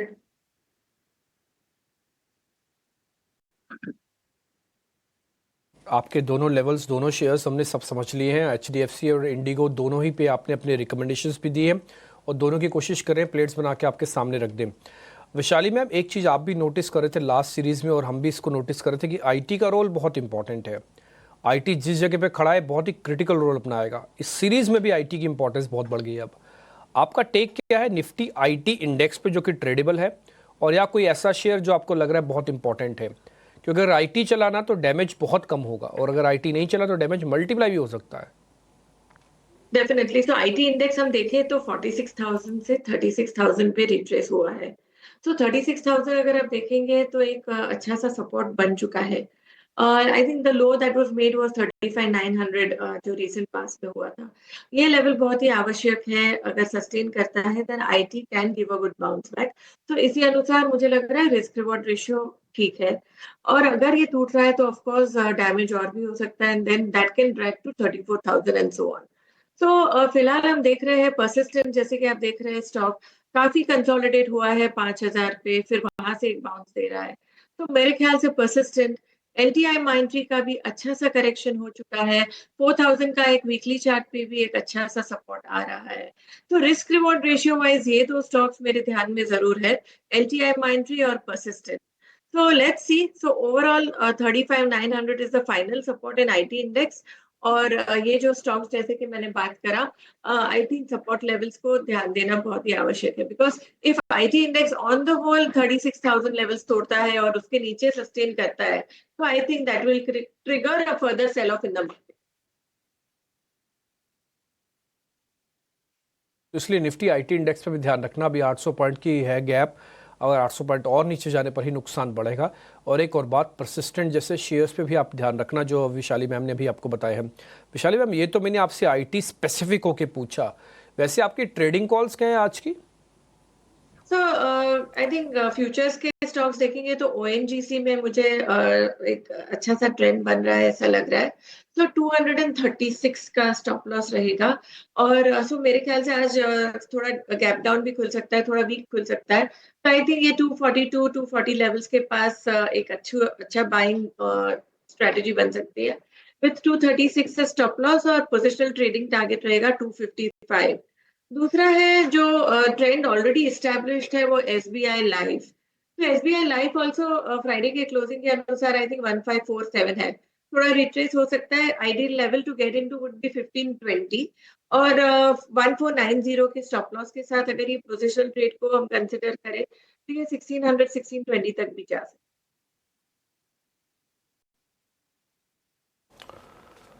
ठीक है, 1600 1620 के टारगेट SBI लाइफ के लिए आप में के लिए बन सकते हैं। और ONGC की बात करें 255 के टारगेट वैशाली जी ने सजेस्ट किए हैं। बढ़िया है, इंश्योरेंस शेयर आज फोकस में रहेंगे और आज हमारे एक्सपर्ट्स की तरफ से बाइंग की रिकमेंडेशन भी आई है। SBI लाइफ को लेकर बुलिश है वैशाली जी। ठीक है, हमारे सारे के सारे एक्सपर्ट्स की ट्रेडिंग कॉल्स हो गए।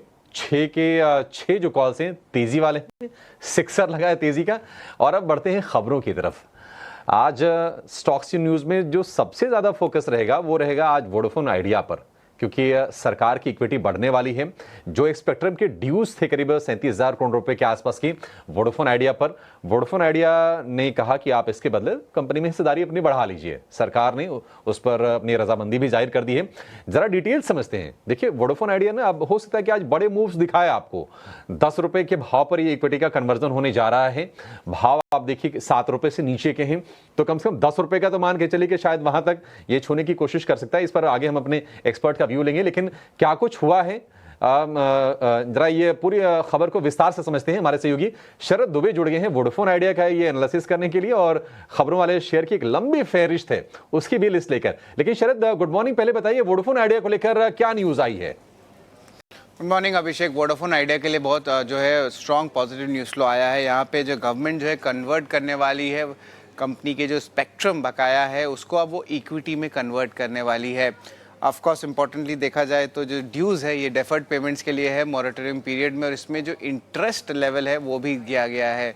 अगर टोटल अमाउंट की बात करें तो ये आंकड़ा आता है 36,950 करोड़ रुपीस का, जो कि फेस वैल्यू 10 रुपये प्रति शेयर पे जो है गवर्नमेंट को इशू की जाएगी। और ऑफ कोर्स कंपनीज एक्ट के रूल्स भी कहती है कि शेयर जो है पार वैल्यू जो कि 10 रुपये है वोडाफोन आइडिया के लिए उसके नीचे नहीं आ सकता। करंट मार्केट प्राइस 7 रुपये के नीचे है, तो एक्सपेक्टेड है कि वो लेवल प्राइसेस पे ही जो है गवर्नमेंट को इशू किया जाएगा। अब क्या होगा कि जो शेयर प्राइस होंगे वो वॉल्यूम वेटेड एवरेज पे होंगे जो रूल्स पे आते हैं, और गवर्नमेंट की जो स्टेक है लगभग 23% से बढ़ के 49% हो जाएगा। 49% मेजॉरिटी शेयर होल्डर नहीं होता है।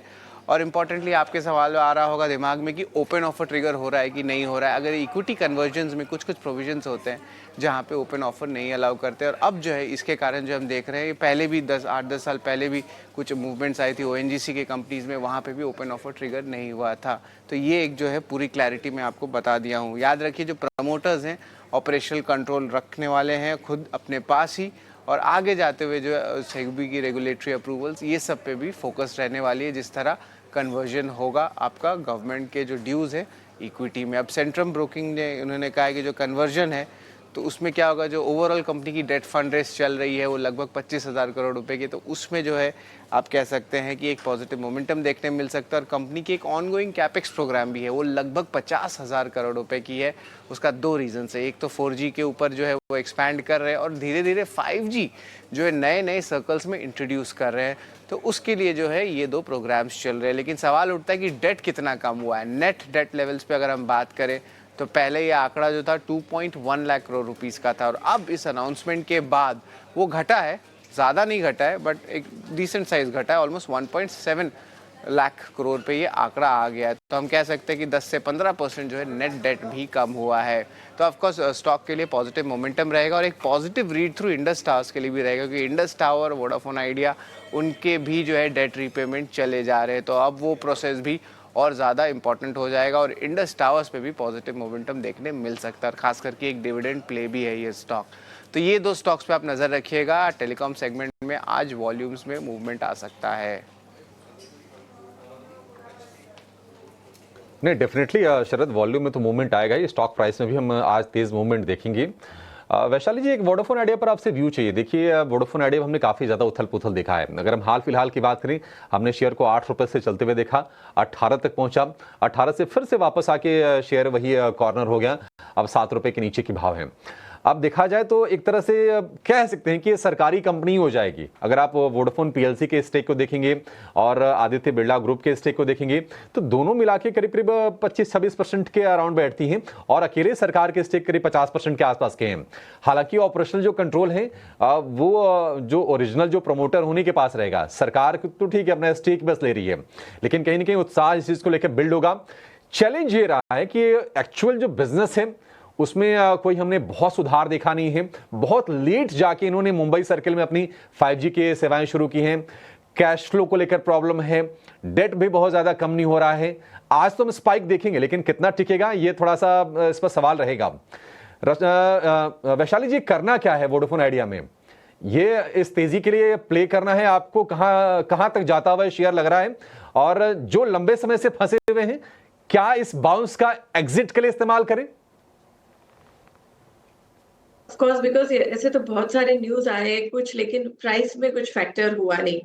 तो टेक्निकली अगर हम बात करें, और आज of course with positive impact gap up खुल सकता है ये 6, और जो मैं तो रेकमेंड नहीं करूंगी, I would rather prefer Bharti Airtel या कुछ, बट अगर जो करना ही चाहते हैं तो 6 रुपीज का स्टॉप लॉस रखें। एक्चुअली ये स्टॉक में स्ट्रेंथ तभी दिखेगी जब 850 के ऊपर सस्टेन करता है, तो हम बोल सकते हैं कि yes there can be a follow on trend और 11 रुपए तक जा सकता है। So purely on technical levels में कहूंगी 6 रुपीज का स्टॉप लॉस, 8 रुपीज का रेजिस्टेंस है। 850 के ऊपर सस्टेन करता है तो एक ट्रेंड बन सकता है for a bounce back to 10 to 11 rupees. तो ये नजरिया वोडाफोन आइडिया पर बड़ी खबर निकल कर आई है। शरद ने आपको खबर बताई और उस पर टेक्निकल नजरिया भी हमने आपको दिया। लेकिन वोडाफोन आइडिया के अलावा और दूसरे कौन से स्टॉक्स होंगे जो आज फोकस में रहेंगे? शरद हमारे साथ अभी भी जुड़े हुए हैं। शरद, कई सारे ऑर्डर इनफ्लोज आए हैं, आदित्य बिरला ग्रुप और आईटीसी के बीच भी एक डील हुई है, और इसके अलावा भी कई सारे और स्टॉक्स फोकस में रहेंगे। बताएं। Good morning. बिल्कुल, गुड मॉर्निंग। ऑफकोर्स सबसे पहले बात करें बजाज हिंदुस्तान शुगर पे, यहाँ पे देखें तो के रेटिंग्स जो है इनको लॉन्ग टर्म इंस्ट्रूमेंट्स को जो है डिफ़ॉल्ट स्टेटस कर दिया है, और ओवरऑल देखा जाए तो यहाँ पे आने वाले जो इंस्टॉलमेंट आने वाले उनकी ऑप्शनल कन्वर्टेबल डिवेंचर्स की पेमेंट की लगभग 270 करोड़ रुपए यहाँ पे वो डिफ़ॉल्ट कर सकते हैं, तो स्टॉक के लिए नेगेटिव ज़रूर है। पावर और एसी स्टॉक्स दोनों पे ही नज़र रखिएगा। पावर एंसिलरी स्टॉक्स पे आईएमडी की जो है न्यूज़ फ्लो आई है, जहाँ पे मोस्ट पार्ट ऑफ इंडिया में उन्होंने कहा है कि अबव नॉर्मल जो है मैक्सिमम टेम्परेचर रहेंगे। अप्रैल के महीने में जो हीट वेव के डेज होते हैं, लू के दिन होते हैं, वो भी डबल का एक्सपेक्टेशन है अप्रैल में, तो इस पे भी नज़र रखिएगा। बीएसई पे जो है अगला फोकस रहेगा, जहाँ पे बोनस इशू अनाउंस किया गया है। आप अगर एक शेयर होल्ड करते हैं बीएसई में तो आपको 2 बोनस शेयर्स मिलने वाले हैं, तो ये एक इंपॉर्टेंट डेवलपमेंट बीएसई की तरफ से आया है। वही एलटीआई माइंट्री की बात करें तो स्ट्रैटेजिक पार्टनरशिप गूगल क्लाउड के साथ करार किया है, खास करके एआई एजेंट्स को लेके, तो ये एक बड़ा मसला है। वेदांता की बात करें तो डिमर्जर डेडलाइन जो है वो एक्सटेंड करा दिया है सितंबर 30 पे, क्योंकि अभी भी एनसीएलटी अप्रूवल्स और इंपॉर्टेंट गवर्नमेंट अथॉरिटी अप्रूवल्स बाकी है, तो स्टॉक के लिए सेंटिमेंटली नेगेटिव ज़रूर है। अब बात करें रेलटेल कॉर्प की, तो लगभग 1630 करोड़ रुपए का जो है इनको ऑर्डर आया है इरकॉन से, तो स्टॉक के लिए सपोर्टिव है। और एवेन्यू सुपरमार्ट्स ने 6 नए स्टोर्स खोले, अब इनका स्टोर काउंट 408 हो जाता है। आखिर में मैं बस थोड़ा सा टच अपॉन करने वाला मुंबई रियल एस्टेट वाली कंपनीज़ को, जैसे कि Godrej Properties, Macrotech Developers, Suntech Realty, Suraj Developers, इन स्टॉक्स के लिए नेगेटिव है। महाराष्ट्र गवर्नमेंट ने जो रेडी रिकॉर्नर रेट से उसको हाइक कर दिया गया है, स्टेट वाइड एवरेज हाइक लगभग 4% का है 2 साल के बाद, तो इन स्टॉक्स पे भी आप नज़र रखिएगा। ये सारे स्टॉक्स खबरों के दम पर फोकस में रहेंगे। शरद, शुक्रिया पूरी डिटेल्स के साथ जुड़ने के लिए, और एक करके एक सभी मेहमानों से हम इस पर टेक्निकल नजरिया भी लेंगे। लेकिन उसके पहले डिफेंस सेक्टर से एक और स्टॉक फोकस में रहेगा, वो है HAL, Hindustan aeronautics limited. Company को कुछ नए ऑर्डर्स मिले हैं, जिसके चलते ब्रोकरेज हाउसेस ने अपने टारगेट प्राइसेस बढ़ाए हैं। ब्रोकरेज हाउसेस का क्या कहना है, और पूरी डिटेल्स के साथ अब हमारे साथ वरुण जुड़ चुके हैं। Varun, good morning. बताएं पूरी डिटेल्स क्या है और ब्रोकरेज हाउसेस ने टारगेट प्राइसेस कितने बढ़ाए हैं? Good morning Ashisha. तो HAL को यहाँ बेसिकली अगर आप देखेंगे तो कॉन्ट्रैक्ट मिला है 62,700 करोड़ रुपए का डिफेंस का ऑर्डर जो है डिफेंस मिनिस्ट्री से इनको मिला है, और करीब 156 लाइट कॉम्बैट हेलीकॉप्टर जो है वो सप्लाई करने के लिए ऑर्डर मिला है। और इसके बाद यूबीएस ने यहाँ पे खरीदारी की सलाह दी है और अपने प्राइस टारगेट जो है बढ़ा दिए हैं, 4,800 से बढ़ा के 5,440 का कर दिया है। अब इनका कहना है कि एक तो FY25 जो है इस कंपनी ने काफ़ी बेहतर नोट पे ख़त्म किया है, और इनका अनुमान था कि कैबिनेट से जो ऑर्डरिंग होगी वो करीब 45,000 करोड़ रुपए के आसपास की होगी, और वो भी शायद Q1 FY26 में होगी। लेकिन समय से पहले ये ऑर्डर मिल चुका है, और ऑर्डर का जो ओवरऑल साइज़ है वो इनके अनुमान से काफ़ी ज़्यादा है, 62,700 करोड़, जबकि ये अनुमान लगा रहे थे कि करीब 45,000 करोड़ रुपए के आसपास के ऑर्डर जो है वो इनको मिलेंगे, तो एक पॉजिटिव सरप्राइज़ है। अब इनका कहना है कि LCH प्रचंड जो है वो जो ओवरऑल कंटेंट जो इंडिजियस जो ओवरऑल कहते हैं कि घरेलू कंटेंट जो है उसमें अच्छी खासी बढ़ोतरी होगी, क्योंकि कहीं ना कहीं मेक इन इंडिया को जो पुश है वो डिफेंस सेक्टर में लगातार देखने मिल रहा था। इसके चलते 65% के आसपास इंडिजिनियस कंटेंट जो है वो यहाँ पे इस्तेमाल होगा। और जो तेजस का एग्जीक्यूशन था, पहले ये अनुमान लगाया था कि FY26 में करीब 4 के आसपास रहेगा, और FY27 में 14 के आसपास रहने का अनुमान लगाया, 6 के आसपास रहने का अनुमान लगाया था। अब उसमें भी इन्होंने बढ़ोतरी की है। अब इनका मानना है कि FY26 में 7 के आसपास रहेगा एग्जीक्यूशन और FY27 में 14 के आसपास रह सकता है। और इसके चलते कंपनी के ओवरऑल रेवेन्यूज़ जो है उसमें अच्छी खासी बढ़ोतरी देखने मिल सकती है। इन्होंने अपने अनुमान में करीब 3% के आसपास की बढ़ोतरी जो है FY26 और FY27 के लिए किया है। साथ ही साथ इनका कहना है कि अब ऑर्डर बुक को लेकर जो विजिबिलिटी है वो काफ़ी सुधरते हुए नजर आ रही है और एग्जीक्यूशन भी बेहतर है। इसके लिए इन्होंने अपने फॉरवर्ड पी जो है उसमें भी बढ़ोतरी की है, 32 से बढ़ा के 35 का कर दिया है। इनका कहना है कि अभी भी अपने पीएस के मुकाबले डिस्काउंट पे है, इसके लिए इन्होंने अपने प्राइस टारगेट बढ़ा दिए। तो एक पॉजिटिव सरप्राइज इनका कहना है कि देखने मिला है, खासकर ऑर्डरिंग के चलते, और आगे एग्जीक्यूशन भी बेटर रहेगा, इसके लिए प्राइस टारगेट बढ़ा दिए गए हैं। 5440 का प्राइस टारगेट अब यूबीएस दे रहा है।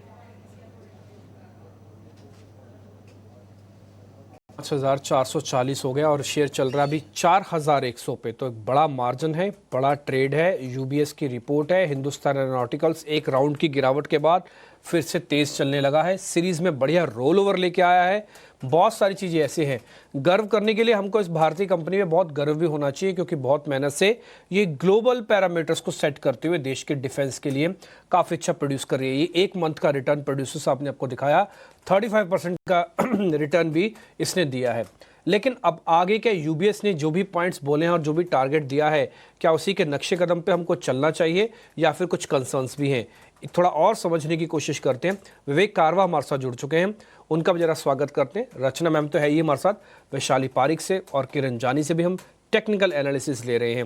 विवेक सर नमस्ते, thank you very much. Powerful share Hindustan aeronauticals के साथ शुरू कर रहे हैं। यूबीएस की रिपोर्ट आई है, 5000 प्लस के टारगेट्स दे रही है, फैंटास्टिक रीजंस गिनवा रही है। और ये बात तो सच है, चाहे युद्ध हो चाहे ना हो, बट युद्ध की तैयारी तो सबको करके रखनी पड़ेगी, और हिंदुस्तान एरोनॉटिकल्स अपनी ऑर्डर बुक से बताने के लिए सफिशिएंट है। सर जरा बताइए आपका टेक। नमस्कार डिम्पी जी, और सबको नए वित्तीय वर्ष की शुभकामनाएं। और आज से कई नए रूल्स लागू हो रहे हैं बजट।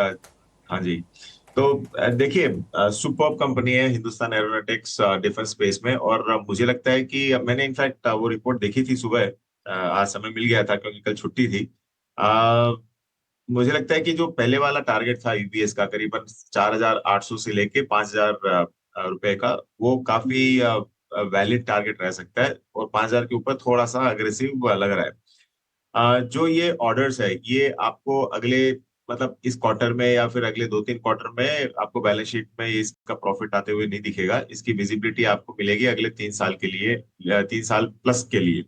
तो मुझे लगता है कि वैल्यूएशन वाइज थोड़ा सा अग्रेसिव स्टॉक, और अगर ये 4800 और 500 के बीच 5000 के बीच में जाता है तो ये वहां पे काफी फेयर वैल्यूएशन पे ये ट्रेड करेगा। तो अच्छी कंपनी है लॉन्गर टर्म के लिए। और जैसे आपने कहा कि युद्ध करो या ना करो, और लकीली हमारे पड़ोसी देश तो सारे ही इतने अच्छे हैं कि हमको तैयारी हर समय रखनी पड़ती है, तो इसके लिए डेफिनेटली बाई रहेगा ये। और मुझे लगता है कि इस न्यूज के बलबूते भी, क्योंकि 62,700 करोड़ का ऑर्डर छोटा ऑर्डर नहीं होता है, तो डेफिनेटली ये हो सकता है कि 4800 तक जाए। तो मेरा 4800 से लेके 5000 का टारगेट रहेगा।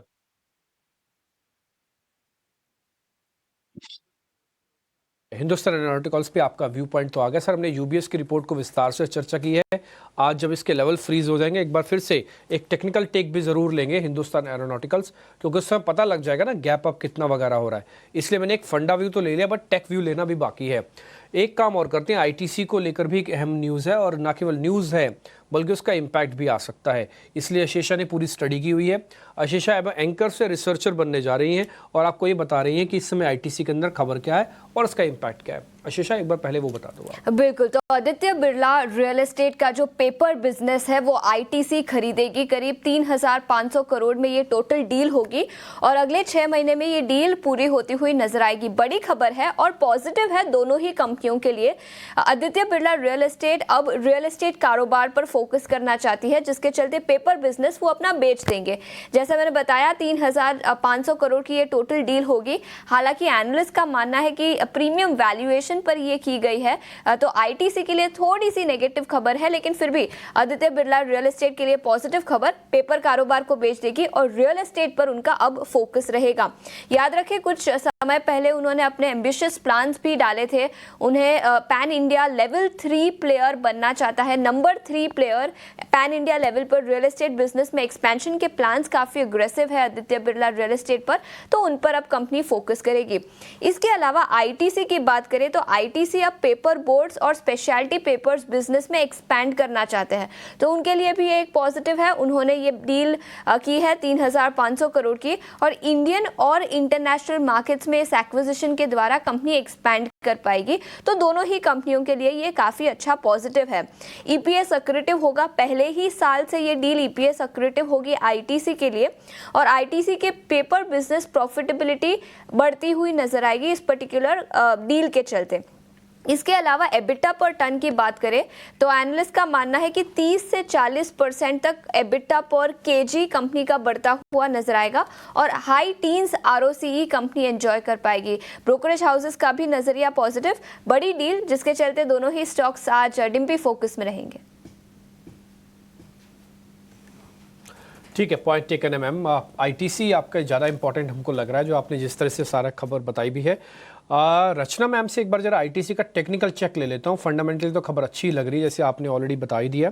रचना मैम, एक बार आईटीसी पे कैसे ट्रेड करें आज? जी डेफिनेटली, एंड आईटीसी पे जिस हिसाब की न्यूज है और जिस हिसाब का प्राइस एक्शन है, हम अभी 409 के करीब बैठे हुए हैं, on we are trying to build a base.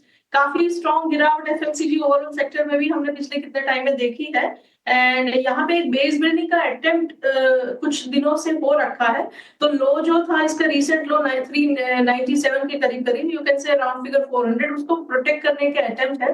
अब यहाँ से हम इसका कंफर्मेशन तभी देखेंगे जब ये काउंटर 415 के ऊपर 415 के ऊपर क्लोजिंग देने लगेगा, विच इज पॉसिबल कि आने वाले दिनों में दिख जाए। 415 के ऊपर जब ये क्लोजिंग देने लग जाए तो this will be ready to move towards 460।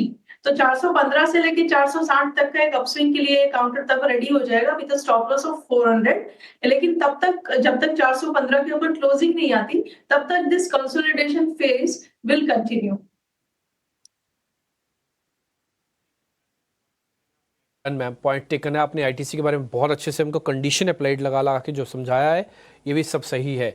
अब आगे बढ़ते हैं। इस बीच आयशर मोटर्स के नंबर आप स्क्रीन पर देख पा रहे हो। 36% इनकी एक्सपोर्ट्स का नंबर बढ़कर आया है, और इनका नंबर जो है वो 12,971 का है, और सब भी टेक्स आपको आ जाएंगे। आज ऑटो सेल्स के नंबर आने टिपिकली पहले 4 व्हीलर कंपनीज के आते हैं, दोपहर होते होते फिर 2 व्हीलर, और अगले दिन भी कुछ 2 व्हीलर कंपनीज के नंबर होंगे। तो आज आयशर्स के जो नंबर है आपकी स्क्रीन पर है, मार्च के ऑटो सेल्स के नंबर है, मार्च कंप्लीट होते ही, और एक्सपोर्ट्स फ्रंट पे 36% बढ़कर इनके नंबर्स आए हैं। एक बार वैशाली मैम आप चेक करोगे आयशर मोटर्स? तो आयशर मोटर्स एक्चुअली आप देखेंगे तो ये स्टॉक ऑलरेडी ट्रेंड में आ चुका है, थोड़ा सा रिट्रेस हुआ है। सो नियर टर्म हम देखेंगे तो 5200 का एक सपोर्ट बन चुका है, और ये स्टॉक अगर 5500 के ऊपर जाता है तो आई थिंक 57-5800 का next target. So this is the range. 52 का सपोर्ट है और 55 का नियर टर्म रेजिस्टेंस है। उसके ऊपर सस्टेन करता है तो 57-5800 would be the next target. कुछ और खबरें वगैरह भी हैं जो मेरे सहयोगी अब आपसे पता कर रहे हैं, लेकिन क्या और ऐसे शेयर्स भी हैं जो और चलेंगे? बीएससी एक बार जरा दिखाना, बीएससी का मंथली भी दिखाना। इन्होंने काफ़ी अच्छा रिटर्न दिखाया, और लास्ट ट्रेडिंग सेशन में तो खबर आई थी कि भैया एक्सपायरी या तो आप मंगलवार को करोगे या तो बृहस्पतिवार को करोगे, ये सोमवार की फाइट करना ख़त्म करो। तो इसलिए इसका बीएससी अनड्यू बेनिफिट लेते हुए डेज हाई पे जाके बंद हुआ है। किरण जानी, और चल सकता है क्या ये? बीएससी पे खबर भी है आज। सो बीएससी अगर आपको ध्यान हो तो लास्ट वीक में हमने डिस्कस किया था कि स्टॉक अपनी 200 डेज मूविंग एवरेज से रिट्रेस हुआ है, और प्रीवियसली जब ये कंसोलिडेट हो रहा था तब कहीं ना कहीं 44-4500 एक सपोर्ट था। 4400 के आसपास हमने भी लास्ट थर्सडे के दिन डिस्कस किया था कि यहाँ से एक बार लॉन्ग करना चाहिए, और 4400 के स्टॉप लॉस के साथ हमने रिकमेंडेशन दिया था। वहां से देखिए अब रिट्रेस हुआ, और फ्राइडे को तो हालांकि न्यूज आने के कारण गैप अप ओपनिंग है। अब यहाँ से अगर आप देखोगे तो कोई भी डिप आता है 5100 तक, तो नेक्स्ट सपोर्ट जो रहेगा वो 5100 रहेगा। उसके नीचे का आप स्टॉप लॉस रखें, जिनके पास है उनको होल्ड रखना चाहिए। नई खरीदारी के लिए मेरे हिसाब से थोड़ा वेट एंड वॉच करना चाहिए। 51-5200 के बीच में आप लीजिए, 5100 के नीचे का स्टॉप लॉस रखिए, और ऊपर में वापस ये स्टॉक 6000 तक जाए ऐसा हमें लग रहा है। तो डेफिनेटली मेरे हिसाब से होल्ड रखना चाहिए जिनके पास भी है। कई सारे मेहमान अभी भी हमारे साथ जुड़े हुए हैं। किरण जानी, वैशाली पारेख, विवेक कारवा फंडामेंटल्स पर जो हमें अपना नज़रिया दे रहे हैं। शुक्रिया हमारे साथ जुड़ने के लिए। और पहले वैशाली मैं आपके पास आना चाहूँगी और आपका नज़रिया ऑटो सेक्टर पर लेना चाहूँगी। पिछले हफ्ते काफ़ी कुछ खबर निकल कर आई ऑटो सेक्टर को लेकर, स्पेशली टैरिफ वॉर पर, जिसके चलते निफ्टी ऑटो इंडेक्स दबाव में रहा, सबसे बड़ा सेक्टोरल लूजर भी रहा। ऑटो इंडेक्स पर पिछले हफ्ते की कमजोरी के बाद अब आपकी क्या राय होगी? So I would say actually individual stocks पे ज्यादा ध्यान देना चाहिए। ऑटो इंडेक्स भी अगर फिलहाल हम देख रहे हैं तो एक हायर बॉटम फॉर्मेशन तो बन रहा है। सो आई थिंक जो नियर टर्म सपोर्ट जो आ रहा है 20,000 21,000 का, वो सपोर्ट एक महत्वपूर्ण है। 20,800 बिकॉज थोड़ी चॉपीनेस हो सकती है तो, और अगर ये सेक्टर 22,000 के ऊपर जाता है तो आई थिंक ये ट्रेंड में आ जा सकता है। बट अगर हैविंग सेड दैट, आप टू व्हीलर्स देखेंगे, Hero Moto, Bajaj auto, technically they are very well placed और आई थिंक ये स्टॉक में worst is over. Tata Motors में भी हम देखेंगे तो एक ट्रेंड बनने की कोशिश हो रही है, तो मेरे ख्याल से एक रिवर्सल पैटर्न देख सकते हैं। अलावा एमएनएम पर आपकी क्या राय होगी? यहाँ पर भी काफी गिरावट दिखी थी। सॉरी, कौन सा stock? M N M, Mahindra and Mahindra. Yes, so Mahindra and Mahindra technical हम देखें तो 2650 का एक अच्छा सा सपोर्ट है। वो सपोर्ट को ध्यान में रखना है। अगर वो टूटता है तो फिर that could lead to further corrective move और 2500 24,550 की तरफ जा सकता है। तो 2650 का एक नियर टर्म सपोर्ट को लेके चलिए। तो 50 का नियर टर्म सपोर्ट रहेगा एमएनएम पर। इसके अलावा कई और ऑटो स्टॉक्स पर भी हमने चर्चा की, लेकिन याद रखें कल आईएमडी से वार्निंग आई है, जहां पर उनका मानना है कि अबव नॉर्मल मैक्सिमम टेम्परेचर रह सकता है अप्रैल के महीने में across the board pan India, जिसके चलते कई सारे एसी स्टॉक्स आज फोकस में रहेंगे। वोल्टास की बात करें, हैवेल्स की बात करें, सभी स्टॉक्स में आज एक्शन दिखेगा। किरण सर, आपसे पूछना चाहूंगी, हैवेल्स, वोल्टास, ब्लू स्टार, इन स्टॉक्स पर आपकी क्या राय होगी टेक्निकल्स पर? सो टेक्निकली स्पीकिंग वोल्टास में एक अच्छा खासा मूवमेंट हमने देख लिया है। यहाँ पे अगर आप देखोगे तो एक कप एंड हैंडल पैटर्न का ब्रेकआउट अर्लियर 1300 के आसपास था, वहां से स्टॉक में एक अच्छी खासी रैली 1500 तक आई। अब वहां से रिट्रेस हो रहा है स्टॉक, उसके पास 50 दिन और 20 दिन की मूविंग एवरेज का सपोर्ट है। सो डेफिनेटली सपोर्ट के आसपास, यानी कि 1420 1430 के आसपास अगर स्टॉक अवेलेबल हो तो डेफिनेटली लॉन्ग करना चाहिए। 1400 के नीचे का आप स्टॉप लॉस मेंटेन कीजिए, ऊपर 1500 प्लस जाने की गुंजाइश है। लेकिन साथ ही आप देखोगे हेवल्स, तो हेवल्स एक अंडर परफॉर्म स्टॉक है। यहाँ पे आप देखोगे तो एक डबल बॉटम पैटर्न या तो फॉलिंग ट्रेंड लाइन ब्रेकआउट देखने को हमें मिल रही है। यहाँ पे एक जो स्ट्रिक्ट स्टॉप लॉस बन रहा है वो 1480 का बन रहा है। तो वोल्टास एंड हेवल्स दोनों प्रेफर्ड स्टॉक रहे, लेकिन अगर किसी को मोमेंटम स्टॉक में खरीदारी करनी है तो मेरे हिसाब से हेवल्स के ऊपर थोड़ा ध्यान देना चाहिए। रिस्क रिवॉर्ड रेशियो काफी अच्छा है और यहाँ पे अगर ये स्टॉक मोमेंटम पकड़ता है तो 1700 प्लस जाने की गुंजाइश है। तो वोल्टास और हेवल्स दोनों बाय करने चाहिए, लेकिन प्रेफरेंस पहला हेवल्स रहेगा। ठीक है, वोल्टास और हेवल्स दोनों पर व्यू बुलिश है, बट हेवल्स में तेजी थोड़ी ज़्यादा दिख रही है। वो इसलिए क्योंकि देखिए, वोल्टास हो या फिर ब्लू स्टार हो, ये दोनों शेयर चल चुके हैं, हेवल्स उतना ज़्यादा चला नहीं है। तो यहाँ पर किरण जी भी कह रहे हैं कि रिस्क और रिवॉर्ड का जो रेशियो है वो है आकर्षक। आज जो गैस डिस्ट्रीब्यूशन वाली कंपनीज हैं या फिर तेल वाली जो कंपनीज हैं वो फोकस में रहेगी, क्योंकि सरकार ने एपीएम गैस के प्राइसेस में 4% की बढ़ोतरी करने का फैसला किया है। अब जो प्राइसेस हैं अगले 6 महीने के लिए वो बढ़ के हो गई हैं $6.75 प्रति MMBTU। ये यूनिट होती है इनको मेजर करने को लेकर, MMBTU। आपसे जानना चाहेंगे विवेक जी, पिछले अगर हम महीने की बात करें, एक शेयर काफ़ी दौड़ा और वो है गेल का। करीब हमने 18-20% के आसपास की तेज़ी देखी मार्च में और अच्छे से ऊपर आया है। MGL IGL में भी हमने तेज़ी देखी। इस स्पेस को आप कैसे देख रहे हैं, और अगर एक दो शेयर चुनने हो अगर ऑयल एंड गैस बास्केट से, तो आपके हिसाब से नज़र कहाँ होनी चाहिए? जो ये 6.75 MMBTU है, ये आई थिंक ये लग रहा था कि ये आने वाला है। और मुझे लगता है कि जो वैल्यूएशंस आज गैस स्टॉक्स ट्रेड कर रहे हैं, ये छोटा सा नेगेटिव होगा, कोई बड़ी कंसर्न इधर मुझे नहीं लग रही है। और अगर आप स्टॉक्स के नाम भी पूछो तो जो PSU कंपनीज है, गेल है, पेट्रोनेट है, GSPL और महानगर गैस, ये चारों के चारों वैल्यूएशन वाइज ठीक ठाक लग रहे हैं। देखिए, जो जो करीबन 3-4 महीने पहले आप इन स्टॉक्स को वैल्यूएशंस दे रहे थे, वहां से काफी करेक्शन होके ये ऑलमोस्ट आधे वैल्यूएशंस पे आज के दिन चल रहा है। तो इतनी सी नेगेटिव खबर के कारण ये वापस करेक्शन नहीं आने वाला है इसमें कोई बड़ा। और मुझे लगता है कि आज की इस न्यूज के बाद ये फैक्टर इन होके आपको छोटी मोटी रिकवरी भी देखने को मिले। तो मैं तो जो मैंने 4 पीएसयू कंपनीज का नाम लिया था उन पे बुलिश रहूंगा। और लग रहा है कि एटलीस्ट ये स्टॉक्स फिर भी आपको 7-8% रिटर्न्स अगले 2-3 महीने में दे सकते हैं। ठीक है, 7-8% के रिटर्न अभी 2-3 महीने में और आ सकते हैं। पिछले महीने की अगर हम बात करें तो चाहे वो आईजीएल हो, एमजीएल हो, जीएसपीएल हो, ये तमाम शेयर आपको 10 से 20% तक चलते हुए दिखाई दिए हैं। ठीक है, फोकस में रखिएगा, आज हो सकता है कि इनमें एक्शन बने। वैशाली जी, एक और शेयर के बारे में जरा व्यू दीजिए जो मार्च सीरीज का, मार्च के महीने का स्टार परफॉर्मर रहा है, और वो है डी मार्ट का, एवेन्यू सुपरमार्ट। 4,000 रुपए के ऊपर के भाव हो गए हैं, अच्छे से चला हुआ शेयर ये है। और खबर यह है कि 6 और नए स्टोर जोड़े हैं डी मार्ट ने। देखिए, इसके कोर स्ट्रेंथ को लेकर किसी को कोई दिक्कत नहीं थी, कोई सवाल नहीं थे। एक कंपटीशन आ रहा था ये क्विक कॉमर्स वाली कंपनी से, वो भी अब लग रहा है कि नहीं, धीरे धीरे बाजार मान के चल रहा है कि नहीं, जिस तरह से कंपनी आगे बढ़ रही है डिलीवरी वाले मॉडल में, वो पॉजिटिव है। आप एवेन्यू सुपरमार्ट के लिए जरा अपना टारगेट बताइए, क्या यहां से भी आप तेजी देख रही हैं डी मार्ट के शेयर में? तो फिलहाल आई थिंक आपने देखा होगा कि प्रीवियस जो एक टर्न डाउन हुआ था, गैप डाउन से हुआ था। और टेक्निकली अगर आप देखेंगे तो 200 मूविंग एवरेज का रेजिस्टेंस भी है। सो 4300 इज द टफ रेजिस्टेंस। एक बार वो क्रॉस करता है और सस्टेन करता है तो आई थिंक एक फर्दर स्ट्रेंथ एक्सपेक्ट कर सकते हैं टुवर्ड्स 4800 to 5000 लेवल। 4800 टू 5000 उस लेवल तक देखिए शेयर ये गया था, फिर प्रॉफिट टेकिंग आई थी कि नहीं कंपटीशन बढ़ रहा है जेप्टो और ब्लिंकिट इन सब कंपनी से।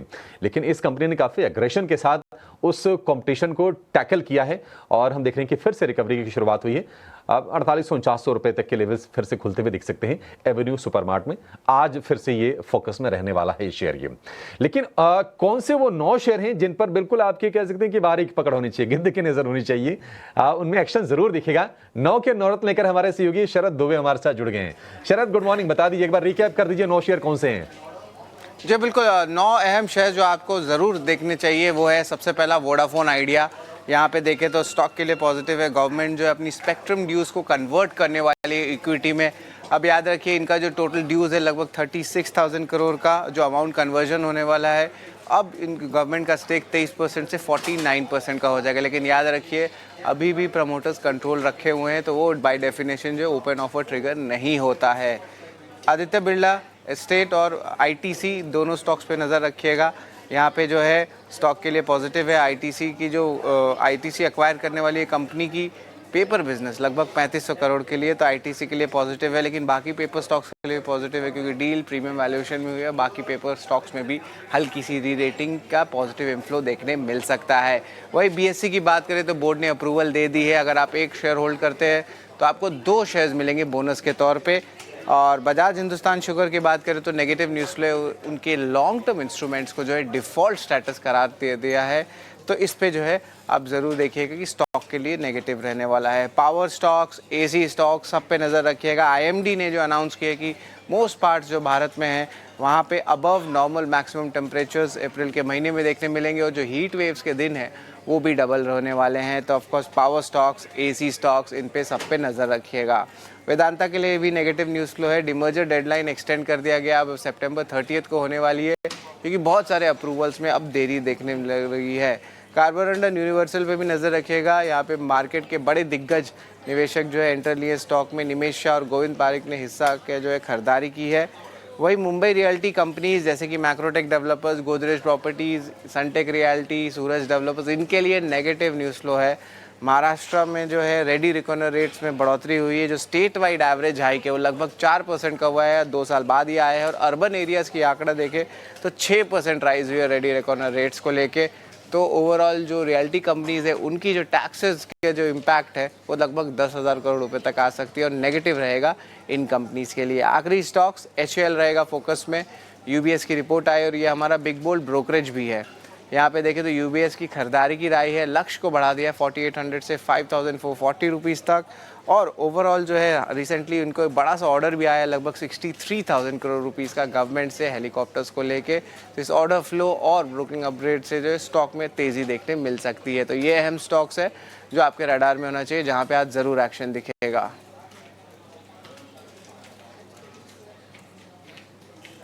ओके, 9 शेयर आपके सामने हम आ चुके हैं। विवेक से एक क्वेश्चन पूछना रह गया था विवेक जी से। विवेक सर, ये इंडसइंड बैंक को अब प्लस करना चाहिए कि थोड़ा समय और देना हुआ? देखिए, मुझे मैं तो इसमें पिछले हफ्ते भी बोला था कि स्लो एंड स्टडीली इसमें प्लस ही किया है पर्सनल पोर्टफोलियो में भी। तो लग रहा है कि ये जहाँ पे ये है आज के दिन, और यहाँ से आपको इम्प्रूवमेंट की ज्यादा संभावना रहेगी, और ज्यादातर नेगेटिव्स जो है वो आ चुके हैं। अब इन्वेस्टिगेशंस वगैरह चलेंगे, क्या आएगा रिपोर्ट्स में ये सोचने की बात है। लेकिन जो ग्रुप है इसका, बैकिंग बाय हिंदुजा ग्रुप, वो काफी स्ट्रांग है। तो इसके लिए मुझे लग रहा है कि नेगेटिव सारे फैक्टर्ड इन है। ज्यादा क्वांटिटी में मत लो, रिस्की बेट हो सकता है ये, मतलब कमजोर दिल वालों के लिए नहीं है। लेकिन हाँ, छोटा मोटा अगर आपको प्लस करना हो तो डेफिनेटली कर सकते हो। ठीक है, छोटा मोटा प्लस करना तो इसकी शुरुआत की जा सकती है, ये विवेक जी का मानना है। आज के जो टॉप गेनर्स बनने जा रहे हैं या जिनका गैप के साथ ओपनिंग होने जा रही है, जरा मैं वो आपको दिखाता हूँ। अमूमन उस संख्या भी कम होगी, बट फिर भी आप देख लो एक बार। आज नेस्ले आपको हरे निशान में दिखेगा शुरुआत में, ट्रेंट आपको हरे निशान में दिखेगा, आयशर के नंबर आए तो वो आपको हरे निशान में दिख सकता है। निफ्टी के जो लेवल फ्रीज हुए हैं 178 पॉइंट डॉट उतने ही फ्रीज हुए हैं जितने गिफ्ट निफ्टी आपको दिखा रहा था। ऐसे ही बैंक निफ्टी के लेवल्स भी दिखाना। हाँ, ये सब वो शेयर्स भी दिखा रहा हूँ जो इंस्पाइट ऑफ दिस की 250 पॉइंट नीचे निफ्टी है, उसके बावजूद भी ये ठीक खुल रहे हैं। एस्कॉर्ट्स कबोटा के भी नंबर आ गए हैं सेल्स के। इनकी कुल बिक्री करीब 15% के आसपास बढ़ी है और 11,374 है। एक बार एस्कॉर्ट्स कबोटा का भी दिखा दो, अनचेंज है, इसमें अभी तक की तरह का कोई बदलाव नहीं हुआ है। अब जो गिरने वाले शेयर्स हैं जरा वो दिखाता हूँ आपको। बजाज ऑटो 3% नीचे होगा, इन्फोसिस करीब 2% नीचे, बजाज फाइनेंस करीब 1.5-2% नीचे, एनटीपीसी 1.5% नीचे आएगा। तो ये कुछ एक निफ्टी के बड़े शेयर हैं जहाँ पे गिरावट है। बजाज ऑटो में सबसे ज़्यादा 3% के आसपास की है। इसके अलावा निफ्टी के जो इतर हैं, वोडाफोन आइडिया सब सुनना चाहेंगे कितना है, तो मैं आपको बता देता हूँ 10% पे ये फ्रीज खुल रहा है अपर पे। ठीक है, उसके बाद ही अब और चलेगा। एक सिंपल सी बात है बॉस, गवर्नमेंट ने खुद कह दिया कि अब हम 49% स्टेक है। अब तो एक गवर्नमेंट की कंपनी होगी, ये कहने को बस बोर्ड में तब्दीली नहीं हुई क्योंकि उनका 51% स्टेक नहीं है। एक्चुअली में अभी सरकार की कंपनी हो गई अब 49%। और रही बात, उन्होंने उसी चीज़ को कन्वर्ट किया जिस चीज़ को उनको देना था। मतलब वोडाफोन आइडिया को कोई पैसा देना नहीं पड़ा, सरकार अंदर आ गई। कहने मतलब कि सरकार ने ज़्यादा बड़ा रिस्क लिया as compare to company risk. Company का क्या रिस्क है, कंपनी का तो कोई रिस्क ही नहीं है, वो तो बढ़िया हो गया उनके साथ जो होना है। इसलिए रिवॉर्ड आपको इस तरह का मिलेगा। मेरे को लग रहा है यहाँ से टर्न अराउंड भी हो सकता है वोडाफोन आइडिया। एक चीज़ में इसमें और जोड़ दूँ, एक डेटा बता देता हूँ कि 2023 में जो सरकार ने जो इक्विटी का कन्वर्जन किया था करीब 16,000 करोड़ रुपए के आसपास का, जिस भाव पर वो इक्विटी कन्वर्जन हुआ था उस भाव से वोडाफोन आइडिया का शेयर फिलहाल करीब 32% नीचे है। उतना वैल्यू इरोड हो चुकी है, तो ये चीज ध्यान में रखनी चाहिए जरूर। ये सेकंड फेज है इसका मतलब बताएं। 11 रुपए में तो प्रमोटर्स ने भी अपनी होल्डिंग ली हुई है, तो 11 की प्रमोटर की होल्डिंग, 32% डेप्रिशिएटिंग होल्डिंग ऑलरेडी पहले ही फेज 1 में आई हुई है सरकार की, ये सेकंड फेज में आया है। तो कहने का मतलब अब जो खरीदा गया है, इक्विटी कन्वर्जन किया गया इस रेट पे, जिस रेट पे सामने कल का भाव दिखा था, वो अपने आप में बहुत इंपॉर्टेंट रेट है। मेरे को लगता नहीं अब इसके नीचे जल्दी जल्दी ये शेयर जाएगा भी, इतनी बड़ी खबर आने के बाद। अगर फिर भी जाए ना तो फिर तो आप सब जानते ही हैं, मेरे को बोलना ना पड़े, फिर तो पता नहीं क्या होगा। खैर एनी हाउ, हम मार्केट्स की ओपनिंग की तरफ बढ़ रहे हैं। 1 ही मिनट के बाद मार्केट्स ओपनिंग हो जाएगा। मैं आपको शेयर्स बता रहा था कि कौन कौन से स्ट्रेंथ वाले हैं। तो वोडाफोन आइडिया के अलावा हिंदुस्तान एरोनॉटिकल्स, जहाँ पे यूबीएस की रिपोर्ट आई है, वो शेयर भी करीब 5% ऊपर खुल रहा है। इंडस टावर करीब 5.5%, क्योंकि वोडाफोन आइडिया पे खबर है तो पूरे सेगमेंट में खबर आती है, और ये टावर बेस्ड कंपनी है जिसमें स्टेक होल्डिंग भी है। वीबीएल करीब 2% ऊपर है। एक रिपोर्ट आई अभी आईएमडी की गर्मियाँ जोर के पड़ेंगे अप्रैल से लेकर जून तक। तो कुछ लोग जो छुट्टी प्लान कर रहे हो ना, तो अपनी जगह देख के करना, गर्मी बहुत ज़्यादा होगी, ऐसा आईएमडी बोल रहा है। एक्सट्रीम हीट वेव होगी, उन्हें वकालत वर्ड इस्तेमाल किया है इसका। इसके अलावा आप देखेंगे तो GMR एयरपोर्ट भी करीब 1 से 1.5% ऊपर खुलेगा आज जहाँ पे नुकसान होगा वो MFSL है, यानी कि मैक्स फाइनेंशियल सर्विसेज। UPL कमज़ोर खुलेगा, बजाज ऑटो ऑलरेडी बता चुका हूँ, एम्फेसिस भी कमज़ोर खुलेगा। तो ओपनिंग की कर सकते हैं आप यहाँ पे तैयारी। अब मैं ज़रा मिड कैप वाले सेगमेंट आपको बताता हूँ। वोडाफोन आइडिया तो आपको पता ही है, इसके अलावा HBL इंजीनियरिंग के नाम से जुड़ी हुई एक कंपनी है, वो भी करीब 3% आज ऊपर खुल रही है। RR काबाल आज करीब 3% नीचे, यूको बैंक 4% नीचे। ये कुछ शेयर्स हैं जो मैंने आपको रफ में बता दिए कि इन सब में आज क्या होगा। ऑटो स्टॉक्स पे थोड़ा ध्यान रखना, क्योंकि ऑटो के सेल्स के नंबर आ रहे हैं। IT के बाद अगर किसी की सबसे ज़्यादा वेटेज है और सबसे ज़्यादा कमान संभालने वाली चीज़ है वो यही है, वो ये शेयर बनेगा। हाँ, ऑटोज़ बनेंगे। इसलिए ऑटो के अभी तक जो 2 नंबर आए हैं, स्पेशली कबोटा के और आइशर के, उन दोनों नंबर्स में कोई एज सच कोई प्रॉब्लम नहीं दिख रही है, अभी तक तो नहीं दिखी है। आगे देखते हैं जब मेन पैसेंजर व्हीकल वाली कंपनीज आएंगी, ये तो टिपिकली कमर्शियल्स में ज़्यादा डील करती हैं। खैर एनी हाउ, अब वोडाफोन आइडिया के अलावा HDFC बैंक में आपको बता देता हूँ, आज 1800 के लेवल पे खुल रहा है, 1802। आज सुबह इसके बारे में रचना मैम बता भी रही थी, आपको गाइड भी कर रही थी। 26 रुपये गैप डाउन है। ये गैप डाउन के बाद एक्सटेंशन नहीं होता तो बहुत काम की चीज़ है, क्योंकि 1800 का इसका बेस प्राइस है जो पिछले हफ्ते इसने क्रिएट किया है। 1800 के ऊपर रहने पर HDFC ज़्यादा नुकसान नहीं पहुंचाएगा। रिलायंस इंडस्ट्रीज कुछ बहुत ज़्यादा नहीं टूट रहा, 10 रुपये की मामूली गिरावट के साथ टूट रहा है। 12.65 एक सपोर्ट है, ये भी अपने सपोर्ट पे टूट रहा है। 30 सेकंड बाद मार्केट्स खुलना शुरू हो रहे हैं। कामकाज शुरू निफ्टी पे पहला टिकाया 178 का, अब सिर्फ 150 पॉइंट से नीचे जा चुके हैं और सिर्फ 250 पॉइंट की ही गिरावट है बैंक निफ्टी पर। मेरे को लग रहा है कि आज के जो लोज बनेंगे उसके बाद मार्केट 1 मिनट के लिए उसको रोकेगा और शायद 12 बजे तक उसके बाद नया एक्सटेंशन ऑफ लोज ना भी बने। करीब 270 तक का नुकसान है। इंडिया विक्स जो 6% बढ़ा है वो किसी खतरे से नहीं बढ़ा, बल्कि थोड़ी वॉलिडिटी है, क्योंकि गैप डाउन हुआ है इसलिए ऐसा हुआ है। अदरवाइज वैसे कोई दिक्कत दिख नहीं रही है और बढ़ने पर भी सिर्फ 13.5 का लेवल है, जो कोई खास बड़ी बात नहीं है। एडवांस डिक्लाइन की रेशियो पे अगर आप स्टार्टिंग वाली देख रहे हो ना, तो बहुत ख़राब नहीं है, जिसको कहते हैं ना बहुत ख़राब नहीं है। वो 900 वर्सेस 1000 है। एक्चुअली में क्या हुआ है ना, जब आप सीरीज़ लेके आए हो ना, ये सीरीज़ बहुत स्ट्रॉन्ग लेके आए हो आप, लेकिन प्रॉब्लम क्या है, इतनी लाइट लेके आए हो कि नई फोर्स जब तक नहीं आएगी आगे बढ़ेगा नहीं मार्केट। तो ये 2 पॉइंट है जो इंपॉर्टेंस से ध्यान देने वाली बात है। अब मैं आ जाता हूँ सीधा शेयर्स पे। खैर बाजार ने अपनी गिरावट को करीब 70 पॉइंट की रिकवरी में कन्वर्ट किया। 178 पॉइंट का जो पहला टिका आया था, अभी सिर्फ निफ्टी 115 पॉइंट ही रह गया और बैंक निफ्टी थोड़ा स्लो कवर कर रहा है, बट इसने भी अपनी गिरावट को करीब 100 पॉइंट से रिकवर किया है। तो 23,000 मैं आज का लो भी टेस्ट आपको करवाता हूँ। 250 हमने सुबह आपको बताया था, आज का जो लो लगा है वो 340 का लगा है। अभी 250 आया नहीं, टेस्ट हुआ नहीं, टूटा नहीं। तो ये अगर 3 दिन तक बचा रहता है तो आप समझ लीजिएगा ये अप्रैल सीरीज भी बहुत अच्छी जाने जा रही है आपकी। ये रफ मार्केट का टेक्सचर को बताने के लिए सफिशिएंट है। करीब 100 पॉइंट की रिकवरी निफ्टी पर निचले स्तरों पर आ चुकी है। अब आ जाते हैं मार्केट्स में कुछ शेयर्स पे कि कहाँ पे कौन से शेयर्स हैं। जरा स्क्रीन पे दिखाते रहना। इंडस टावर, वोडाफोन आइडिया, दोनों शेयर्स दिखाओ पहले तो टेलीकॉम के। भारतीय एयरटेल भी दिखा सकते हो, कंपटीशन वाला शेयर है, एक बार उसको भी दिखाओ स्क्रीन पर, फटाफट से दिखाते जाओ। हाँ, इंडस टावर देखो आप 6%, वोडा तो 10% पे लॉक है। भारतीय एयरटेल पे जो नुकसान हो 1% का है। खैर कॉम्पिटिशन अब इतना ह्यूज, जो इतना गैप है कि अब ये दोनों एक दूसरे के कॉम्पिटिटर भी नहीं रहे, फ्रैंकली स्पीकिंग। बैलेंस शीट के हिसाब से भी और ग्राउंड के हिसाब से भी अगर आप देखें तो कोई कंपटीशन नहीं रहा। हाँ, सेगमेंट की कंपनी है, ये बात सच है। हिंदुस्तान एरोनॉटिकल्स को भी दिखाइए, जहाँ पे एक अच्छी बड़ी खबर आई हुई है कि यहाँ पर भी आपको यूबीएस की रिपोर्ट का इम्पैक्ट पड़ेगा। बड़े shares TCS, Infosys, HUL, ITC, HDFC bank और रिलायंस इंडस्ट्रीज, ये शेयर भी स्क्रीन पर फटाफट से दिखाते जाओ और आप देखते जाना। वो आप देखेंगे कि ज़्यादा नुकसान है। इन्फोसिस 2% करीब नीचे है, TCS में ज़्यादा नुकसान नहीं है, रिलायंस में ज़्यादा नुकसान नहीं है। HDFC ने 1800 को रोक लिया, नहीं तोड़ा, इसके नीचे नहीं गया। और ITC पे गुड न्यूज़ आई थी पेपर वाली, बट अभी कोई खास बड़ा इम्पैक्ट इस पर नहीं पड़ रहा।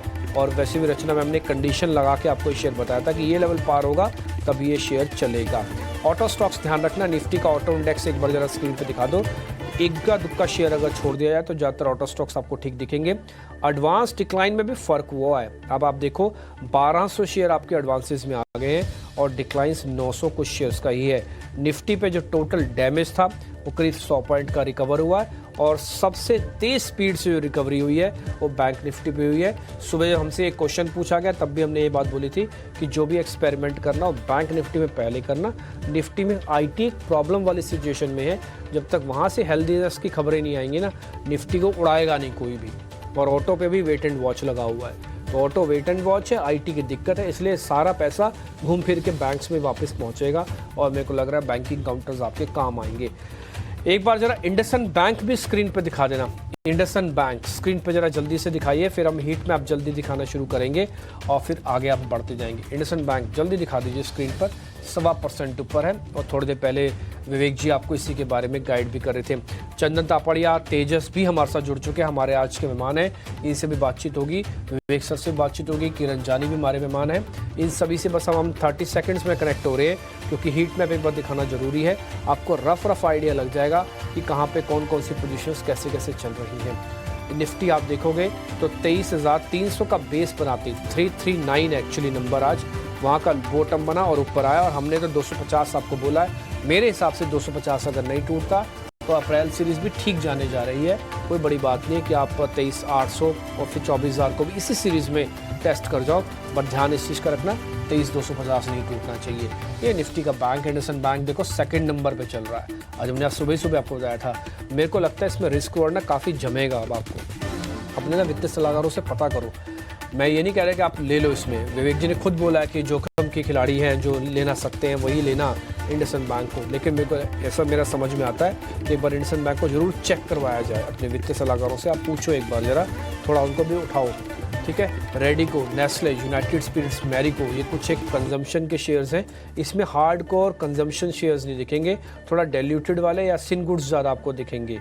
निफ्टी का रियल एस्टेट अभी ठंडा रहेगा, इसमें कोई जल्दी कोई चेंजेस आएगा नहीं और मेरे को लग रहा है आना भी नहीं चाहिए क्योंकि ऑलरेडी काफ़ी हीटअप था, पहले ही मार्केट ने इसको करेक्शन किया, अगर फिर हीट हो जाएगा दिक्कत हो जाएगी। मेटल इंडेक्स, जब तक ग्लोबल टेंशन्स थोड़ी रहेंगी तब तक मेटल में बहुत ज़्यादा पैसा एक साथ ना डालिएगा, अच्छे पक्के शेयर्स लेके buy right and sit tight करके बैठना है। ये ऑटो के स्टॉक्स हैं, ये इस नई सीरीज़ में इंपॉर्टेंस रखते हैं। एक तो सीरीज़ की शुरुआत है, फिर सेल्स के नंबर आ रहे हैं और ऑटो वेटेज में 3rd नंबर पर है, तो मेरे को लगता है ऑटो पे ज़रूर ध्यान देना चाहिए। और ये कुछ मिड कैप के काउंटर है, सबसे ऊपर तो वोडाफोन आइडिया है, आपको दिखेगा 100 पॉइंट की गिरावट में फिर निफ्टी पे खड़ी हो गई है और 150 पॉइंट की गिरावट बैंक निफ्टी पे खड़ी है। अभी कोई नो एग्रेशन नो डिप्रेशन का स्टांस रखना, जैसे हमने आपको शुरुआत में भी कहा था। अब थोड़ा दिन निकालना, थोड़ा समय देना मार्केट को चेक करने में, और जो लेवल सुबह आपके साथ शेयर हुए हैं वो लेवल्स पे नोट डाउन करके रखना।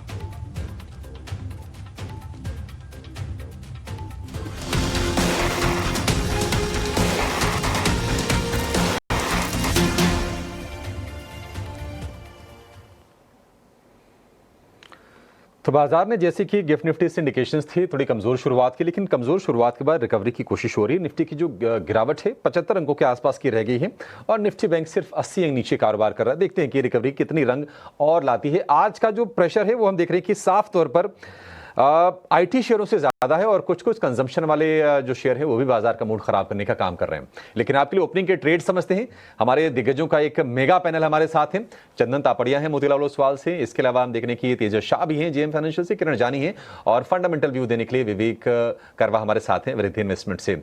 चलिए ओपनिंग ट्रेड की शुरुआत करते हैं। चंदन जी आपसे शुरू करेंगे। गुड मॉर्निंग, बताइए आज का पहला ट्रेड आपकी तरफ से कौन सा होगा? जी गुड मॉर्निंग, बहुत बहुत धन्यवाद, आभार। तो कहीं ना कहीं इंडेक्स में बाय ऑन डिक्लाइन का स्टेंस है और हमारा ऐसा मानना है कि जब तक निफ्टी 23,333 होल्ड करता है, वापिस यहाँ पे 23,650 23,850 तक का लेवल रहेगा। तो 23,333 एक लेवल के हिसाब से यहाँ पे ध्यान में रखना चाहिए।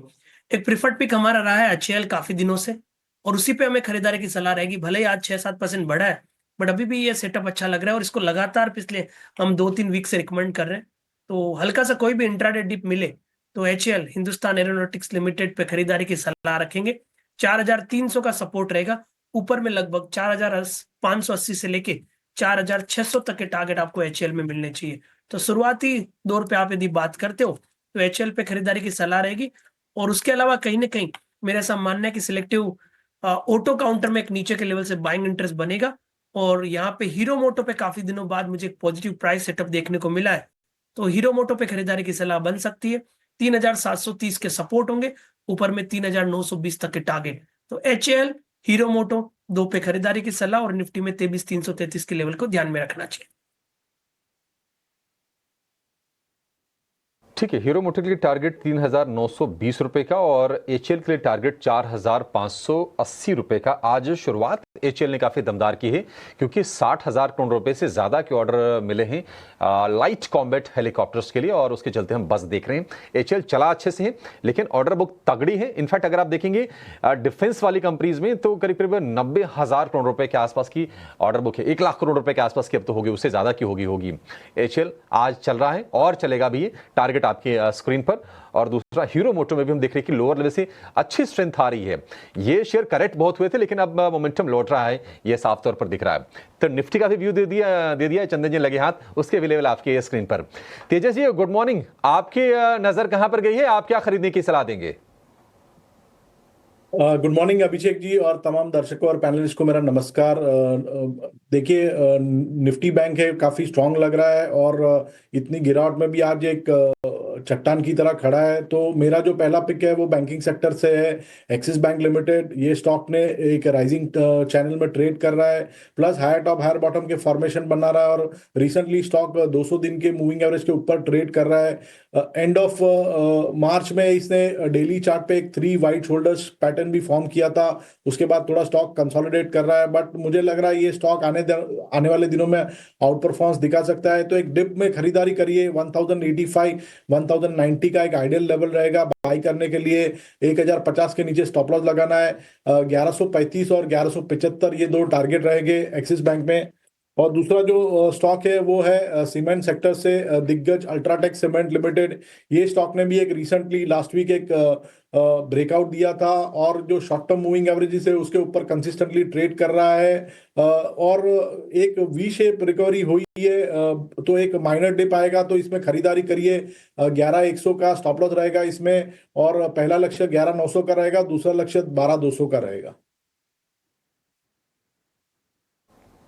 ठीक है, अल्ट्राटेक 11,900 12,200 के टारगेट आपके स्क्रीन पर लिखे भी आ जाएंगे, लेकिन आप सुन लीजिए 11,900 और 12,200 ये टारगेट, 11,100 का स्टॉप लॉस ये होगा अल्ट्राटेक के लिए। और एक्सिस बैंक के लिए जो टारगेट होंगे 1135 1175 के 1050 के स्टॉप लॉस के साथ आपको इसको बाय करना है। ये 2 तेजी के सौदे होंगे किरण जी के तेजा जी की तरफ से। अब किरण जी के पास चलेंगे। किरण जी बताइए आपने क्या स्पॉट किया है, क्या बाय करें अभी? सो ओवरऑल अगर देखें तो बैंकिंग काउंटर काफी अच्छे हमें देखने को मिल रहा है। तो बैंकिंग के अंदर कहीं ना कहीं हमें अगर स्टॉक ढूंढना है तो आईसीआईसीआई बैंक के ऊपर हमें ध्यान रखना चाहिए। आईसीआईसीआई बैंक में रिसेंटली जिस तरह से हमें ब्रेकआउट देखने को मिला था, कंसोलिडेट कर रहा है। ऊपर में अगर आप देखोगे तो 1340 1350 का एक क्लस्टर रेजिस्टेंस है, उसके आसपास स्टॉक ट्रेड कर रहा है। अगर आप टेक्निकली देखोगे तो एक फ्लैग पैटर्न यहाँ पे कंसोलिडेट हो रहा है। तो मेरे हिसाब से जब तक 1330 1320 का लेवल ब्रेक नहीं होता है तब तक ICICI bank current market price से लॉन्ग करना चाहिए। एक स्ट्रिक्ट स्टॉप लॉस जो हमें रखना है वो 1320 का रखना है। और जिस तरह की चार्ट पैटर्न है, it's not only about the intraday, लेकिन आप शॉर्ट टर्म के लिए इसको होल्ड करोगे तो 1400 प्लस के भी टारगेट आपको डेफिनेटली आईसीआईसीआई बैंक में देखने को मिलेगा। ठीक है, 1320 रुपए का स्टॉप लॉस होगा, 1400 रुपए का टारगेट होगा। आईसीआईसीआई बैंक के शेयर में हमने हाल फिलहाल तेजी देखी भी है, इस मोमेंटम को और कंटिन्यू करेगा आईसीआईसीआई बैंक का शेयर। वैसे अगर आप देखेंगे दिग्गजों में तो आज थोड़ा सा प्रेशर है। आईसीआईसीआई बैंक का शेयर तो हल्का सा नीचे है, लेकिन एचडीएफसी बैंक के शेयर में करीब 1% के आसपास की गिरावट है। इस शेयर में भी हमने हाल फिलहाल तेजी अच्छी खासी देखी थी। विवेक जी आपके पास आएंगे। आज जो निफ्टी का जो टॉप गेनर है वो है ट्रेंट, 4% के आसपास की तेजी हम देख रहे हैं। और ट्रेंड में हमने देखा था कि काफी ज्यादा प्रॉफिट टेकिंग भी आई थी, ऑलमोस्ट ये भाव गिर के हाफ हो गए थे। मैक्वारी की रिपोर्ट आई थी कुछ दिनों पहले और वो यहां से 30-40% के आसपास की अपसाइड की उम्मीद जता रहे थे, जहां तक मुझे याद है। ट्रेंड में आपको भी लगता है कि इस लेवल से भी गुंजाइश अभी ठीक ठाक है अगर किसी को बाइंग करनी हो? क्योंकि देखिए पेरेंटेज को लेकर कोई दिक्कत नहीं, बिजनेस को लेकर कोई दिक्कत नहीं। आप जरा अगर वैल्यूएशन चेक करके बता दीजिए और आगे की विजिबिलिटी आपको कैसी दिख रही है इसके बारे में गाइड कर दीजिए। अभिषेक, आई थिंक उनके स्टोर्स लगातार बढ़ रहे हैं और उसका पॉजिटिव इम्पैक्ट आपको स्टॉक पे देखने को मिल रहा है। लेकिन मुझे लगता है कि ये जो कैपिटल एक्सपेंडिचर हो रहा है कंपनी की तरफ से, इसमें आपको रिटर्न्स देखते हुए मतलब देखने के लिए थोड़ा समय लगेगा और वैल्यूएशन डेफिनेटली कंफर्टिंग लेवल पे नहीं है। हाँ, पेरेंटेज वगैरह सब कुछ ठीक है, इसके लिए इतना वैल्यूएशन ये कमेंट कर रहा है। लेकिन यहाँ से आप अगर इसको 30-40% की अगर रैली देखते हो, मुझे लगता है कि बहुत बहुत अग्रेसिव टारगेट हो जाएगा। तो ये जो वैल्यूएशन है ये भी महंगा ही लग रहा है मुझे। तो एक रेंज के अंदर रहना चाहिए स्टॉक। मैं बहुत ज्यादा बुलिश नहीं रहूंगा इस पे, क्योंकि हाँ, और थोड़ा बहुत करेक्शन आता तो बात अलग है, लेकिन इस क्वार्टर का रिजल्ट भी देखने को देखना है कि कैसा, मतलब जो कंज्यूमर स्पेंडिंग है वो अच्छी तरह इस कंपनी में चल रही है क्या, ये देखना पड़ेगा। और जो कॉस्टिंग जनरली इनके शोरूम्स के और सेटअप्स के रहते हैं वो बाई फार ज्यादा है ओवरऑल इंडस्ट्री से। तो मुझे लगता है कि वैल्यूएशन कॉस्टली है, थोड़ा सा अवॉइड करना चाहिए। और अगर करेक्शंस आता है तो यहाँ पे देखना चाहिए। पैरेंटेज ठीक है, इसके लिए वैल्यूएशन है। ठीक है, ट्रेंड को लेकर ये भी हो गया। आज के सत्र में अगर आप देखेंगे तो रियल एस्टेट वाले जो शेयर हैं वहां पर आपको नरमी दिखेगी साफ तौर पर। ओबरॉय रियल्टी, प्रेस्टीज, मैक्रोटेक, ये जो तमाम शेयर हैं 2 से 3% के आसपास की गिरावट पर कारोबार कर रहे हैं। चंदन जी, पैसे बना के दिए हैं रियल एस्टेट स्टॉक्स ने, अगर हम पिछले 2 से 3 हफ्ते की अगर हम बात करें तो प्रॉफिट टेकिंग करें, या फिर आपको लगता है कि जो गिरावट अगर आती है तो ये डिप एक खरीदारी का मौका बन जाएगा शेयर में? और आपकी पसंद के शेयर जरा बता दीजिएगा। देखिए, आप रियल एस्टेट की बात करें, इन सब में प्रॉफिट बुकिंग हुई है तो मेरे हिसाब से थोड़ा रुकना चाहिए।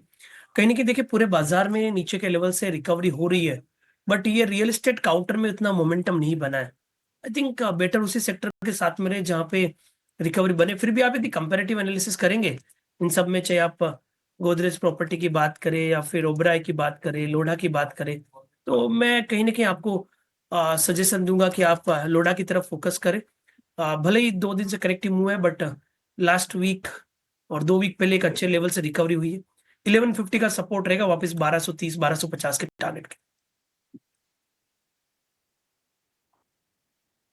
बिल्कुल, तो ये नज़रिया मैक्रोटेक डेवलपर्स यानी लोढ़ा और इसके अलावा कई और रियल एस्टेट सेक्टर के स्टॉक्स पर भी हमने चर्चा की। और आज एक खबर भी निकल कर आई है, रेडी रेकनर रेट्स बढ़े हैं, उस पर भी चर्चा करेंगे विस्तार में।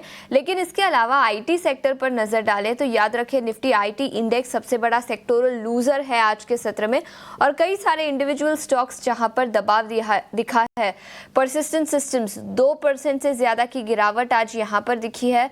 इसके अलावा इन्फोसिस, TCS, एम्फोसिस जैसे सभी स्टॉक्स 1.5% से ज्यादा की गिरावट के साथ कारोबार करते हुए। इस पर एक राय ले लेते हैं। तेजस, आपसे पूछना चाहूंगी क्या राय होगी इन आईटी स्टॉक्स पर? देखिए, आईटी इंडेक्स की बात करें तो आईटी इंडेक्स काफी वीक है टेक्निकली।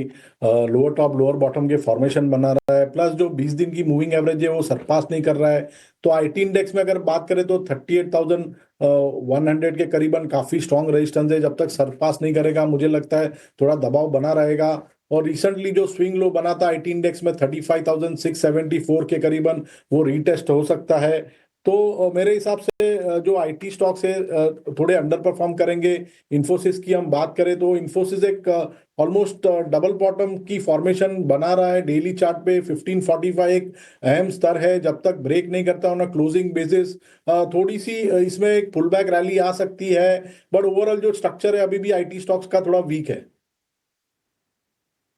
नजरिया आईटी इंडेक्स पर। आईटी सेक्टर के कई सारे स्टॉक्स आज दबाव के साथ कारोबार करते हुए, और आईटी इंडेक्स सबसे बड़ा सेक्टोरल लूजर भी है आज के सत्र में।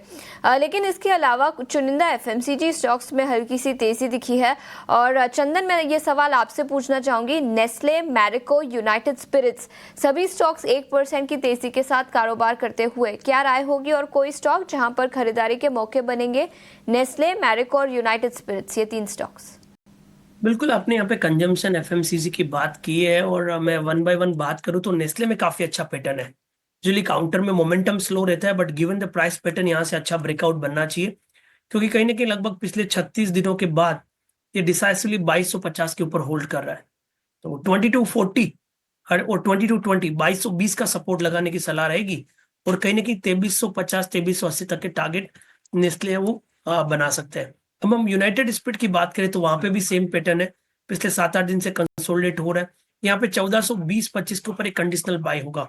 1420-25 के ऊपर होल्ड करता है तो यहाँ पे एक फ्रेश अपमूव देखने को मिलेगा जो 1470 तक जाना चाहिए। इनफैक्ट मेरिको की हम बात करें तो वहां पे भी वीकली चार्ट में high top high bottom formation बन रहा है। 640 के सपोर्ट से 685 तक के टारगेट आ रहे हैं।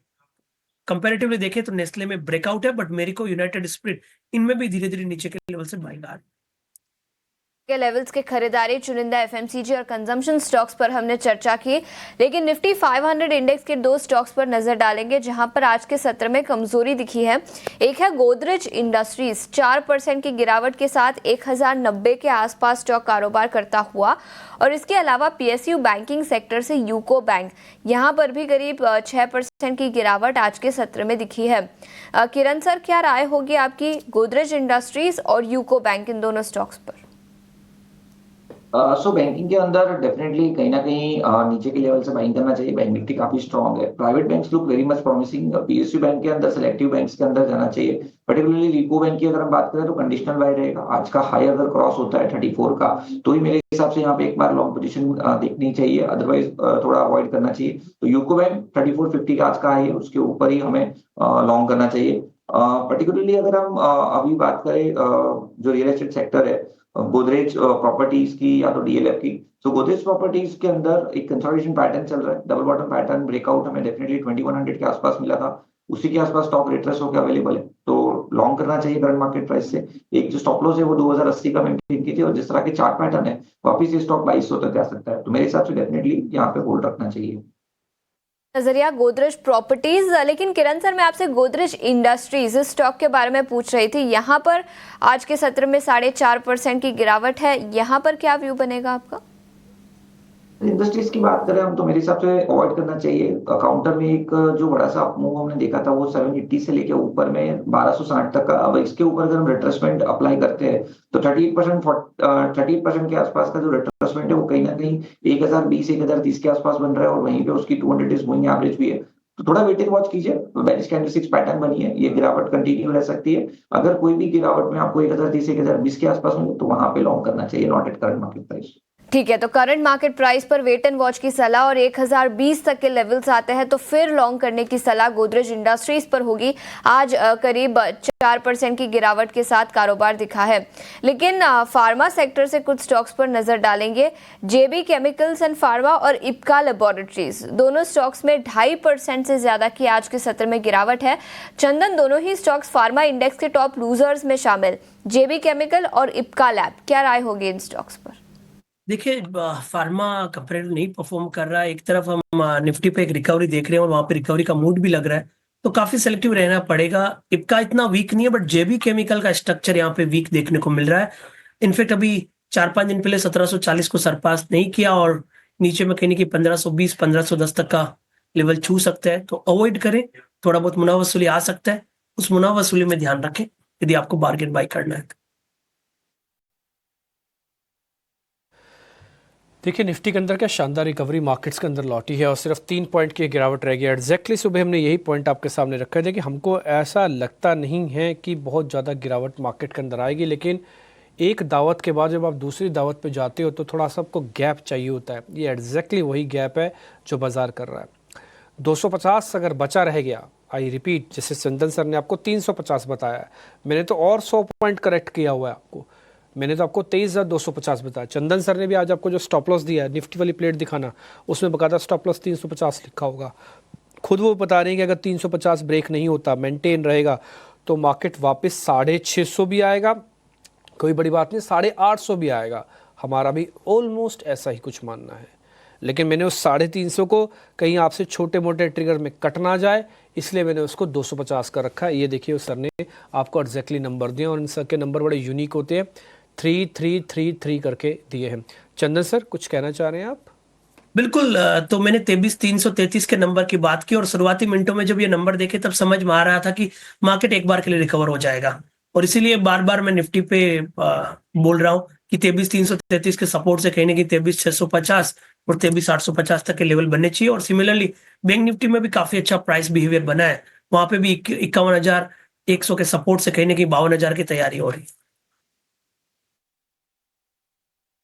बैंक निफ्टी, बिल्कुल आप ठीक कह रहे हैं सर, 52,000 की तैयारी इसलिए भी दिख रही है क्योंकि अब 9:40 हुए हैं। एथिकली मार्केट को खोले हुए सिर्फ 20-25 मिनट हुए हैं, लेकिन 25 मिनट में अगर आपको इस हफ्ते की सबसे बड़ी गिरावट अगर आपको एब्जॉर्ब हो जाए तो आप इसी से अंदाज़ा लगा सकते हैं कि मार्केट में दम तो है, बट एक ही चीज़ की प्रॉब्लम है जो मैं कल परसों तरसों से आपके सामने रख रहा हूँ कि हम एक्सपायरी पे अपने शॉर्ट्स को सब कवर करके आए हुए हैं। जब नई सीरीज़ में आए थोड़ा लाइट होके आए हुए हैं, हमारे पास फोर्स की कमी है।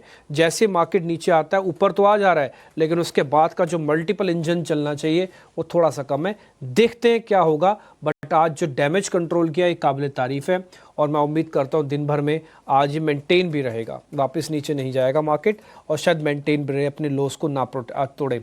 5.5% विक्स ऊपर है तो खास चिंता की बात है नहीं।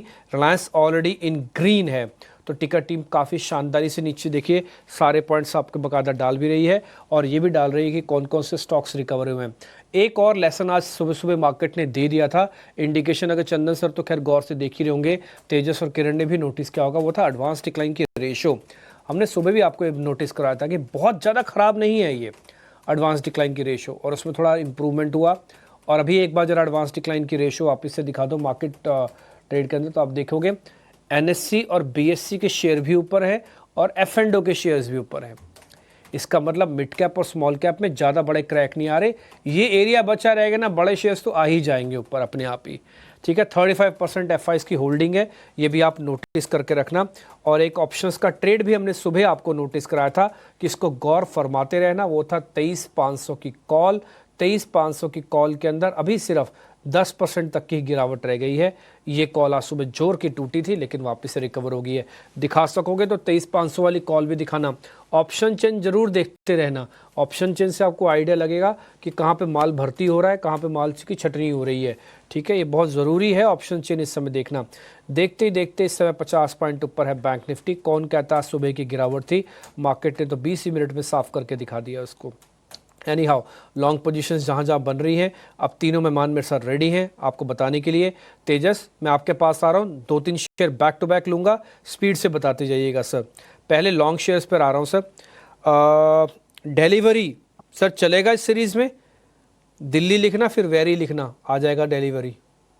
देखो, डिलीवरी की बात करें तो एक अच्छा खासा बेस बना दिया है स्टॉक ने, करीबन 235 से लेके 240 के बीच में चार्ट स्ट्रक्चर इंप्रूव हो रहा है। एक डिसिसिव ब्रेकआउट की जरूरत है 270 के ऊपर। अगर 270 के ऊपर स्टॉक ब्रेकआउट देता है तो मुझे लग रहा है इसमें एक फ्रेश बाइंग मोमेंटम आ सकता है और ऊपर में 282 से लेके 295 तक के लक्ष्य आ सकते हैं। तो बेस बना रहा है स्टॉक करंट लेवल्स पे, एक ब्रेकआउट के लिए वेट करना चाहिए। 271 का एक ब्रेकआउट लेवल रहेगा, सरपास होगा तो काफी अच्छा मोमेंटम आएगा स्टॉक में। ठीक है चंदन सर, ये अच्छा तेजस्वी एक शेयर और भी आपसे, इनफैक्ट ये जरा चेक करना, हिंदुस्तान जिंक ये चलेगा क्या? अभी परसेंटेज में ज़्यादा नहीं है बट इसमें बिल्डअप अच्छा बन रहा है। तेजस जरा आप देख के बताना हिंदुस्तान जिंक। हाँ, फिर मैं चंदन सर के बाद दूसरा शेयर लेके पहुंचूंगा। देखो, हिंदुस्तान जिंक का जो चार्ट स्ट्रक्चर है काफी स्ट्रांग है। स्टॉक एक inverted head and shoulder pattern form कर रहा है और जो शॉर्ट टर्म मूविंग एवरेज से ऊपर उसके ऊपर सस्टेन कर रहा है। ओवरऑल मुझे लग रहा है ये स्टॉक में अगर कोई डिप आता है तो बाय ऑन डिप्स की रणनीति रखिए जब तक ये 440 का लेवल ब्रेक नहीं होता है। ओवरऑल चार्ट स्ट्रक्चर काफी स्ट्रांग है और ऊपर में मुझे लग रहा है एक बार ब्रेकआउट होने के बाद हम 500 से लेके 515 तक के भी लेवल देख सकते हैं स्टॉक में। बहुत ही शानदार, हिंदुस्तान जिंक पे भी ट्रेड आपको मिल गया। मैं आपको बैंक निफ्टी का ना एक बार जरा चार्ट भी दिखाना चाहूँगा। उसकी वजह है थोड़ा सेंस ऑफ अ कन्फ्यूजन था लेकिन अब मार्केट धीरे धीरे करके उसको अपने उस लेवल से इंडिकेशन भी अच्छा दे रहा है। ये आप बैंक निफ्टी का चार्ट अपनी स्क्रीन पर देख पा रहे होंगे। ये 1 टाइम 2 टाइम 3 टाइम 4 टाइम हमने कभी नहीं तोड़ा 48,000 के लेवल को। फिर हमने वर्टिकल राइज देखा, यहाँ पर आके ना थोड़ा सा कंसोलिडेशन हो रहा है, आप देख रहे हैं, क्योंकि ये सीरीज़ का एक्सचेंज है। अगर इस सीरीज़ का एक्सचेंज नहीं होता ना, ड्रैग मार देता ऊपर बॉस, ये तो 52,000 भी ले जाता उड़ा के और उसके ऊपर भी कहीं लेके चला जाता। ठीक है, क्योंकि exchange of a hands because of a series हुआ है बैंक निफ्टी का, इसलिए थोड़ा सा समय लग रहा है। अगर ये सब कुछ ठीक रहा, इसके बॉटम प्रोटेक्टेड रहे, ये वाले एरियाज अगर ये प्रोटेक्टेड रहे तो कोई दिक्कत नहीं है, वापस मार्केट रिदम पकड़ लेगा। अगर ये बॉटम प्रोटेक्टेड नहीं होते फिर सोचेंगे तब की तब क्या होगा। तो बैंक निफ्टी का एक रफ व्यू पॉइंट हमने चार्ट्स के जरिए दिखाया। 73 पॉइंट ऊपर आ चुका है और 51,600 का लेवल भी आप बैंक निफ्टी देख पा रहे हो। इसकी 51,300 वाली कॉल जो आज टूट गई थी और आज उसमें अब रिकवरी आई है। दिखाओ एक बार 51,300 की और चार्ट हटा दो। 51,300 की कॉल अप्रैल की एक ही आती है अब बैंक निफ्टी में और अलग ट्रेड नहीं आएंगे। उसमें हरा निशान आ चुका है, थोड़ी देर पहले उसमें ग्रीन सिग्नल्स आपको बनते हुए दिखे, तो कॉल की अच्छी रिकवरी है, बढ़िया टिक के बाद ये आ गई 2% ऊपर आ गई है, लॉन्ग बनना शुरू हो गया। डैन चंदन सर, एक दो शेयर आपसे भी, अशोक लीलैंड चेक करना सर, कितना दम है इसमें, नए लेवल्स, नए नंबर्स, नए स्टॉप लॉस टारगेट दे देना। बिल्कुल, देखिए अशोक लीलैंड रेंज बाउंड है, और हालांकि आज हमने थोड़े से ऑटो काउंटर्स की बात की है जिसमें मैंने हीरो मोटो पे recommendation the after a long time. Ashok Leyland की भी बात करें तो 3 दिन का करेक्टिव मूव होके और प्रीवियस डे के सपोर्ट को होल्ड कर रहा है, और ऑप्शंस के डेटा की हम बात करें तो 200 की पुट में राइटिंग हो रही है, तो उसके चलते 200 का लेवल होल्ड करेगा, और इमीडिएट सपोर्ट 203 के आसपास बन रहा है, तो 203 के सपोर्ट से 215 तक का स्विंग अशोक लीलैंड में प्ले किया जा सकता है। टेकन है सर। एक शेयर और है चंदन सर, जरा वो दे, आज हिंदुस्तान एरोनॉटिकल्स नीचे तो नहीं आएगा ना सर, 2.5 से 3% है, इतना मेंटेन रखेगा, क्योंकि इसमें खबर थी गैप हुआ था, इसलिए पूछ रहा हूं मैं। बिल्कुल, देखिए पॉजिटिव बायस है और इतना ऊपर खुला, इसलिए बाय ऑन डिक्लाइन की रणनीति हम अपना रहे हैं। तो देखो ऊपर से डिप आ सकता है, पर उस डिप में खरीदाने की सलाह रहेगी, क्योंकि कहीं ना कहीं जो सेटअप बन रहा है वो इंडिकेट कर रहा है कि 4450 से लेकर 4700 तक का मूव बनना चाहिए, तो हो सकता है हल्का फुल्का डिप आए, हालांकि इसमें मेरी खरीदारी की भी सलाह है, बट मैं अब मेजर लेवल है वो 4200 के आसपास का ध्यान रखूंगा। 4200 टूटेगा तभी व्यू चेंज होगा, अदरवाइज बाय ऑन डिक्लाइन के साथ में अपसाइड के टारगेट इंटेक्ट रहेंगे। Done, point taken. Chandan sir, आपको याद है, आपका एक लैंग्वेज में आपको बताता हूँ, आपने कहा था वोडाफोन आइडिया मेरे से बार बार पूछते रहना और मैं आपको बार बार उसके बारे में गाइड करता रहूँगा। हम हर उस मौके पर आपसे पूछते हैं जब इसमें कुछ ना कुछ खबर आती है। आपने हमको 2 बार गाइड किया, दोनों बार अच्छा पैसा बना के दिया, एंट्री भी अच्छी करवाई, एग्जिट भी अच्छा करवाया, आपको तो याद ही होगा। लास्ट टाइम भी 8 साढ़े 8 रुपये के आसपास की चर्चा थी, फिर 12 आ गया, फिर एक बार 12 में बताया तो 17 भी गया था। अब खबर आई है सर 7.5 रुपये का रेट है, अभी 10% पे लॉक खड़ा है, मान लो लॉक खुलता है इसके अंदर तो क्या करना है? देखिए अब मैं कंपैरेटिवली आइडिया के बजाय भारती में ज्यादा पॉजिटिव हूँ, हालांकि आइडिया में वैल्यू कम है तो आरओआई ज्यादा दिख सकता है छोटे से मूवमेंट में आए, बट मेरा कहीं ना कहीं भारती में पॉजिटिव बायस है। मेरा ऐसा मानना है भारती 1850 से लेकर 1900 तक का लेवल बनाना चाहिए। अब ये आइडिया की बात करें तो उन्हीं को सलाह रहेगी, अब जो रिस्की ट्रेडर है, मेरा ऐसा मानना है कि 6.5 और 6 के सपोर्ट से वापिस आइडिया एक बार 10 रुपए तक के टारगेट बना सकता है।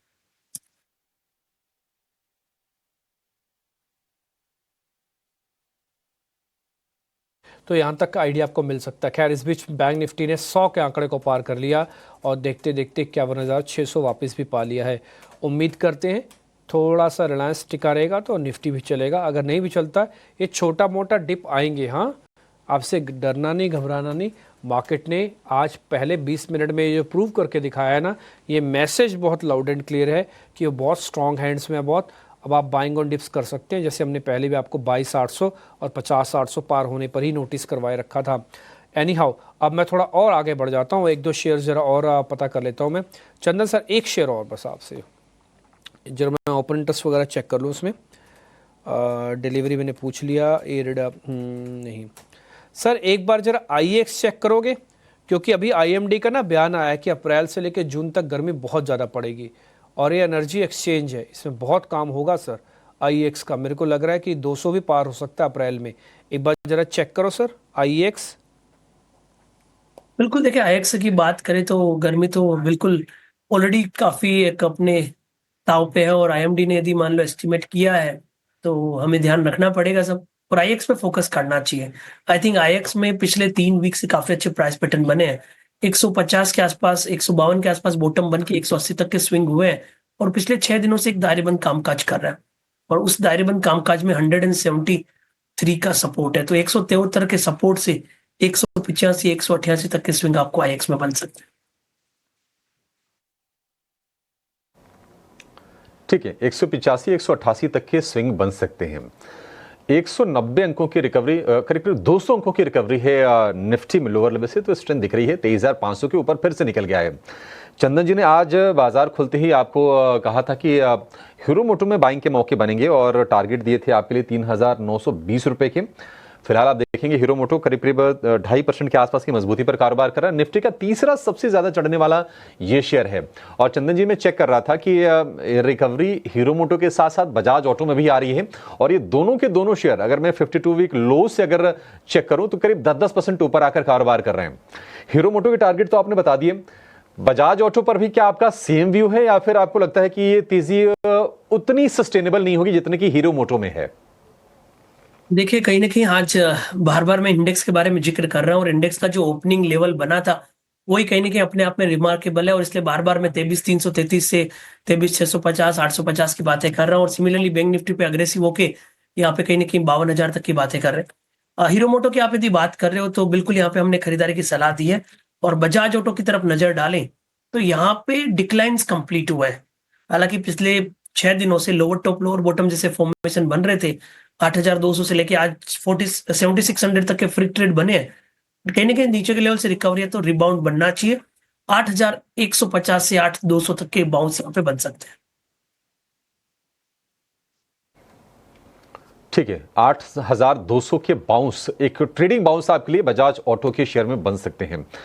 बढ़िया पैसे कमा के वैसे दिए हैं। अगर आप जो फ्रंटलाइन की जो ऑटो स्टॉक्स हैं टू व्हीलर में, हीरो मोटो, बजाज ऑटो, या फिर अगर आप चेक करेंगे आयशर को भी, जिसके नंबर्स आए हैं, बिक्री के आंकड़े हैं पिछले महीने की, 34% के आसपास बिक्री बढ़ी है आयशर मोटर की, और करीब 10% चढ़ा एक महीने में शेयर। आयशर में भी आज तेजी है, और तीनों के तीनों शेयर आज निफ्टी के टॉप गेनर्स में आपको ये दिखेंगे। लेकिन चलिए एक जरूरी खबर आपके लिए लेकर आते हैं। अगर आप महाराष्ट्र में या फिर मुंबई में रहते हैं तो प्रॉपर्टी खरीदना थोड़ा महंगा होने जा रहा है, क्योंकि सरकार ने रेडी रेकनर रेट्स में बढ़ोतरी कर दी है। डिटेल्स के साथ हमारे सहयोगी अनुराग शाह जुड़ गए हैं। अनुराग, जो घर खरीदना चाहते हैं, देखिए मुंबई तो हमेशा से एक चैलेंज रहा है घर खरीदने के लिए, और ये फिर से एक थोड़ी सी टेंशन वाली चीज, बताइए क्या डिटेल्स हैं इसके? मुंबई समेत महाराष्ट्र में 1 अप्रैल से घर खरीदना महंगा हो जाएगा, क्योंकि सरकार के द्वारा 2 साल बाद रेडी रेकनर रेट्स में बढ़ोतरी कर दी गई है। रेडी रेकनर रेट को सर्कल रेट भी कहा जाता है, जहां पर उस रेट के ऊपर घर खरीदार को स्टैंप ड्यूटी चुकानी होती है, और सरकार का अनुमान होता है उस प्रॉपर्टी का वैल्यू को लेकर उसे रेडी रेकनर रेट कहा जाता है। और जो बढ़ोतरी हुई है वो औसतन 3.89% हुई है। अगर एरिया वाइज बात करें तो मुंबई के अंदर 3.39%, नवी मुंबई के अंदर 6.75%, थाने के अंदर 7.7%, नासिक के अंदर 7.31% और सोलापुर के अंदर जो रेडी रेकनर रेट में बढ़ोतरी हुई है वो 10% की हुई है। तो 2 साल से इसकी बढ़ोतरी नहीं हुई थी, और सरकार को भी रेवेन्यू बढ़ाने के लिए रेडी रेकनर रेट के अंदर बढ़ोतरी करनी पड़ी, और अनुमान है कि रेडी रेकनर रेट बढ़ने से करीब 10,000 करोड़ की रेवेन्यू में बढ़ोतरी होगी। और ये माना जा रहा था कि 1 अप्रैल से रेडी रेकनर रेट में बदलाव होगा। इसी वजह से मुंबई समेत महाराष्ट्र के अलग अलग हिस्सों में जो मार्च के अंदर रजिस्ट्रेशन दिखे उसमें जबरदस्त उछाल देखने को मिला, और अब 1 अप्रैल से ये दरें जो बदलाव होगी, जिसमें आप नई रजिस्ट्री कराएंगे उसके अंदर स्टैंप ड्यूटी रजिस्ट्रेशन पे आपको ज्यादा पैसे देने होंगे, और डेवलपर के द्वारा भी जो रेट कोट की जाती है, अगर रेडी रेकनर रेट में बढ़ोतरी होती है तो डेवलपर भी जो उसको बढ़ाकर घर खरीदार को पास ऑन करेगा।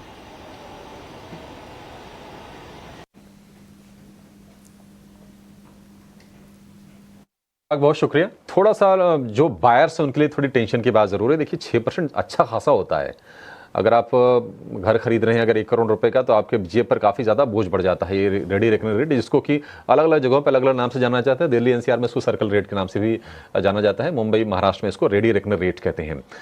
एक बात, गोदरेज प्रॉपर्टीज़ के शेयर पर आपसे व्यू चाहिए तेजस, क्योंकि एक खबर भी आई थी कि इन्होंने करीब 275 फ्लैट्स बेचे हैं 2,000 करोड़ रुपए में अपने नोएडा वाले प्रोजेक्ट में। हालांकि वैसे आप देखेंगे तो ये सारे के सारे प्रॉपर्टी वाले शेयर थोड़े कमजोर दिखेंगे, लेकिन लोअर लेवल से रिकवरी अच्छी है। चाहे आप मैक्रोटेक देखें या गोदरेज प्रॉपर्टीज देखें, लोअर लेवल से रिकवर जरूर कर रहे हैं इंट्राडे में, अभी जो कमजोर शुरुआत हुई थी। अच्छा, तेजस हमारे साथ नहीं है, चंदन जी हैं। चंदन जी, एक बार आप जरा गाइड कीजिए प्रॉपर्टी वाले शेयरों पर। बिल्कुल, काफी अच्छी न्यूज इन्होंने सुनाई। अब क्या करें, मुंबई में आप जब सोचो तब महंगाई लगता है, और ये सब चीजें बढ़ती रहेगी। एक ही मूल मंत्र समझ में आया कि ज्यादा कमाते रहो तभी ये महंगाई काबू में आएगी घर खरीदने की।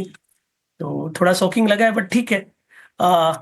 गोदरेज प्रॉपर्टी की हम बात करें तो नीचे के लेवल से रिकवरी है, बट कहीं ना कहीं निफ्टी रियलिटी में इतना बड़ा मोमेंटम नहीं देखने को मिल रहा है। भले इनकी इन्वेंट्री और ये सब चीजें हो रही है, बट कहीं ना कहीं थोड़ा सा कंसोलिडेशन फेज लगेगा, क्योंकि बाजार की रिकवरी में रियल एस्टेट काउंटर ने इतना परफॉर्म नहीं किया है। तो मेरा ऐसा मानना है काफी सेलेक्टिव रहना पड़ेगा। आप यदि गोदरेज प्रॉपर्टी की यदि बात करते हो प्राइस पैटर्न में, तो इमीडिएट बेसिस पे सपोर्ट है वो लगभग 2060 के आसपास का है, अपसाइड के लेवल है वो 2200 के आसपास बन रहे हैं।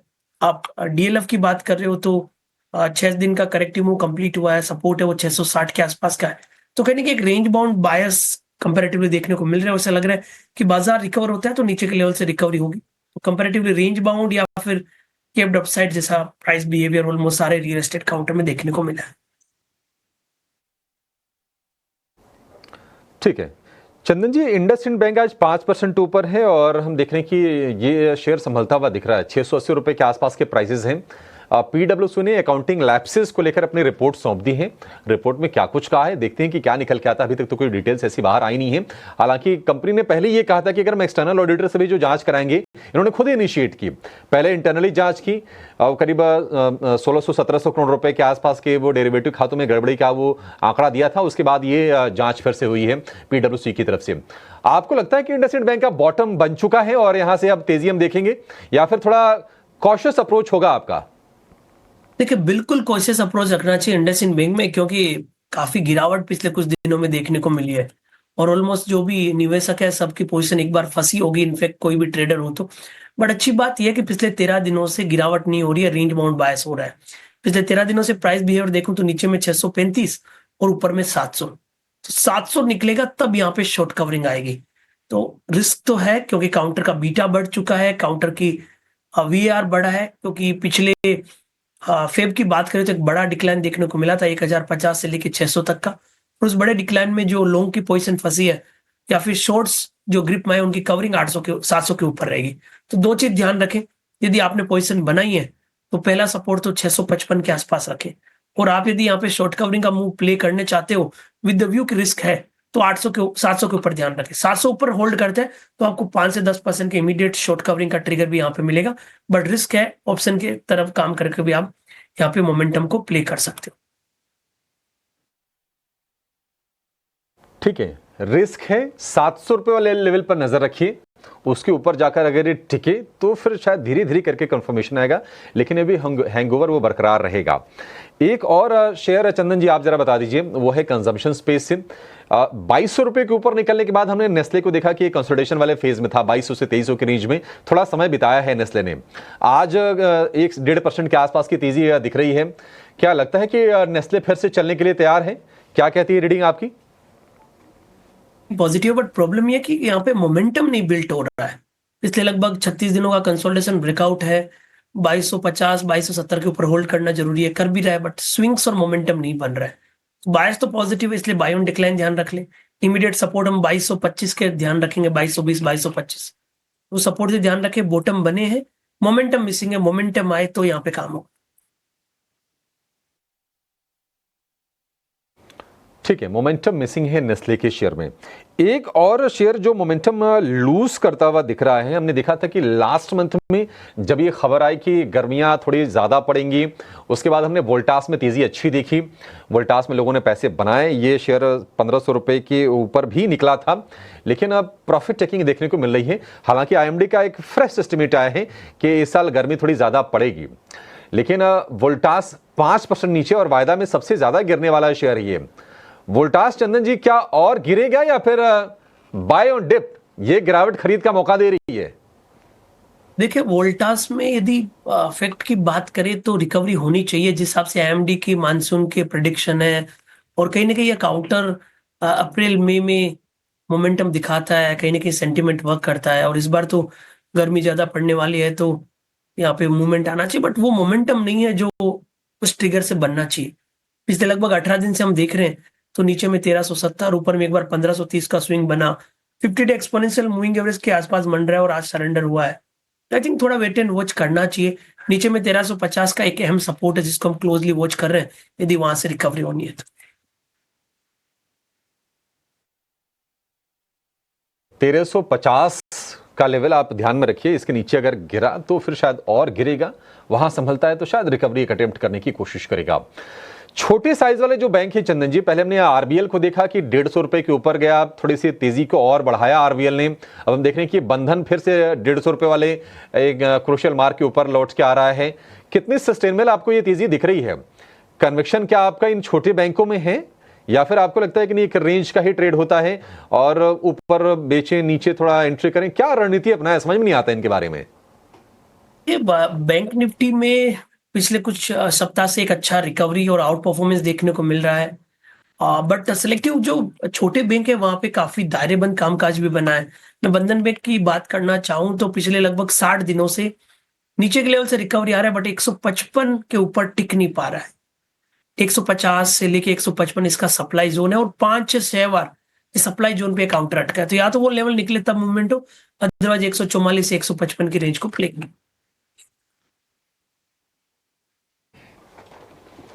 ठीक है, बंधन बैंक को लेकर ये व्यू। चलिए, बाजार में तो रिकवरी लोअर लेवल से आ रही है, स्टॉक स्पेसिफिक एक्शन भी बहुत है, उस पर हम चर्चा कर भी रहे हैं, आगे भी हम चर्चा करेंगे। लेकिन